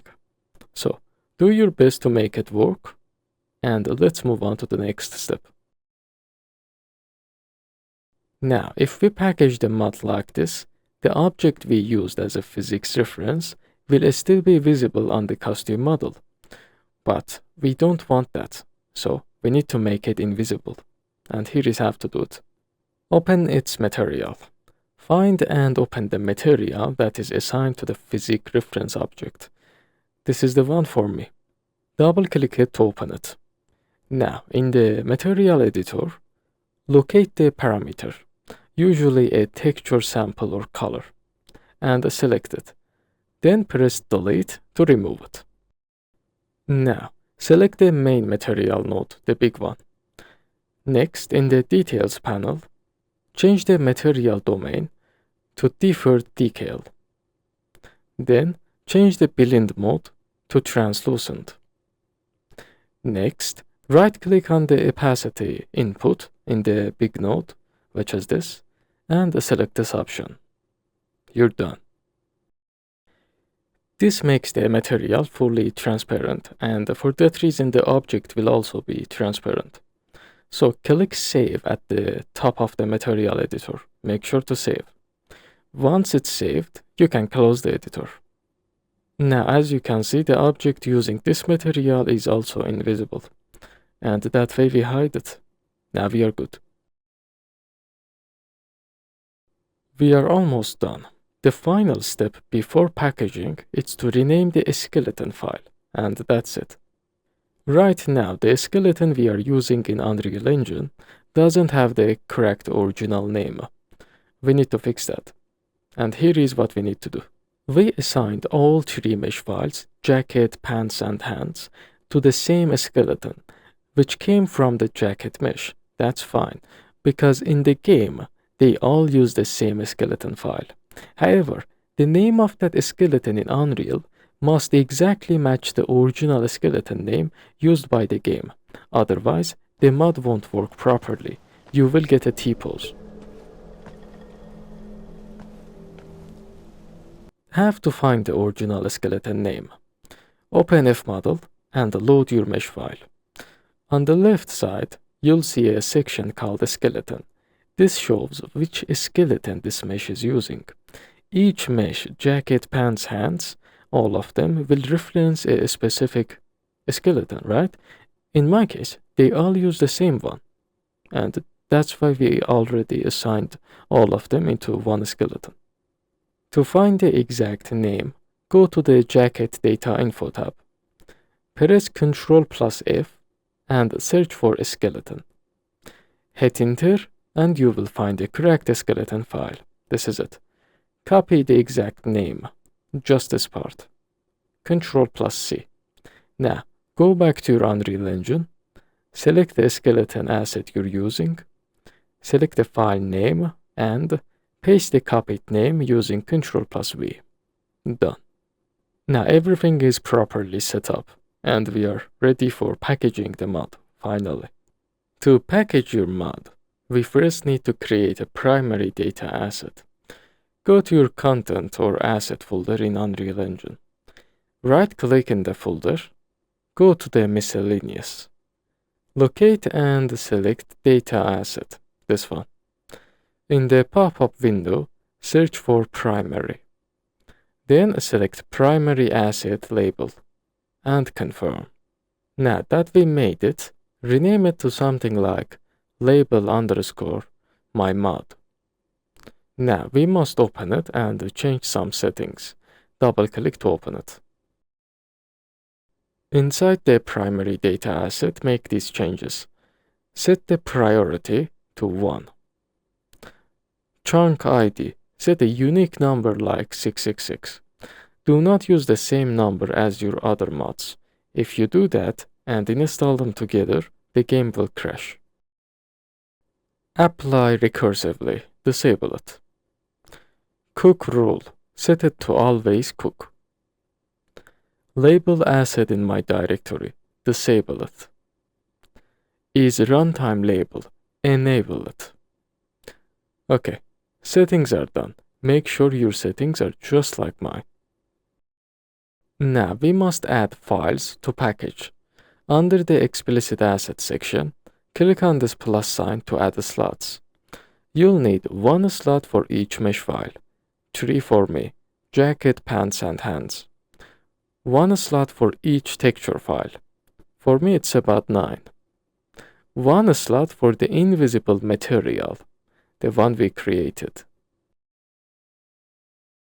We do not add skeleton files or physics assets. Don't add those files. We do not add other materials, only the invisible one, the one we edited. Have to add them. Move the data asset window to a side and go to your mesh folder. Drag and drop the mesh files into the slots. Purple color ones are the mesh files.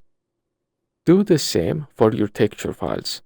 Go into your texture folder and drag and drop all texture files one by one into these slots. Drag and drop. And finally, go to the materials folder and find the invisible material, then add that too. If you accidentally added more slots than you need, you can delete them or leave them as empty. It's fine. Once done, save the asset and close it. Update project packaging settings. Now we'll adjust the project settings before packaging. We have to do this. Go to the top menu, click Edit, Project Settings. In the new window, scroll down to the Packaging section. This is it. Apply these settings. Enable Use Pack File. Disable Use IO Store. Enable Generate Chunks. The rest of the settings can stay as default. Close the settings. Finally, it's time to package the mod. In the top bar, select Platforms. Then go to Windows, that's our platform. Then set this binary configuration to Shipping. And then hit Package Project. Now in this window, click Select Folder, and it will start packaging the mod. Be patient. For first time, it might take a while. After it's done, you will get a notification. Now, we must locate our mod file. Go to this folder. Documents. Unreal Projects. Your project name, which is this. Windows. Again, your project name. And content. Then packs. Inside the packs folder, you'll find multiple pack files. Look for the one with the chunk ID we set in the data asset. For me, it was 666. This is my file. This is the mod file. Now, we must rename it for priority loading. To make sure your mod loads before the original files, do this. Add _p at the end of the name before the .pack file extension, after the Windows. Example, packchunk 666 -windows _p.pack. And do not rename the entire file. Only add _p at the end. If you rename the full name, the textures may not load properly. You can edit the Windows part, but don't edit the packchunk and the ID number. Alright, now it's time to install the mod. For this game, before installing any mods, we first need to download and install the mod enabler. You can grab it from Nexus. I left the link in the video description. Just head over to the Files section and download it. I am using the STEM version. This also works in cracked version of the game. Once it's downloaded, go to your game installation directory, where the Project Plague folder is located. Open the downloaded zip file, and inside you will see a folder called Project Plague. Simply drag and drop it into your game installation directory. And that's it. The enabler is set up. Now it's time to install the actual mod file. Again, go to your game installation directory, then navigate to Project Plague, Content, Packs. Inside the Packs folder, create a new folder and name it ~mods with a tilde at the beginning. Open that folder and copy your packaged mod file into it. And that's it. You've made and installed your mod. Launch the game and enjoy. In-game, make sure to equip the armor you edited, otherwise you won't see any changes. As you can see, everything works perfectly on my end. Each part functions independently, and I can even mix my costume mod with other in-game assets. And that's it for this guide. If you have any questions, feel free to leave in comments. You can also join the Wuchang Fallen Feathers modding Discord for help. And don't forget to check out the GitHub page linked in the description for more resources. Thanks for watching and good luck with your modding project.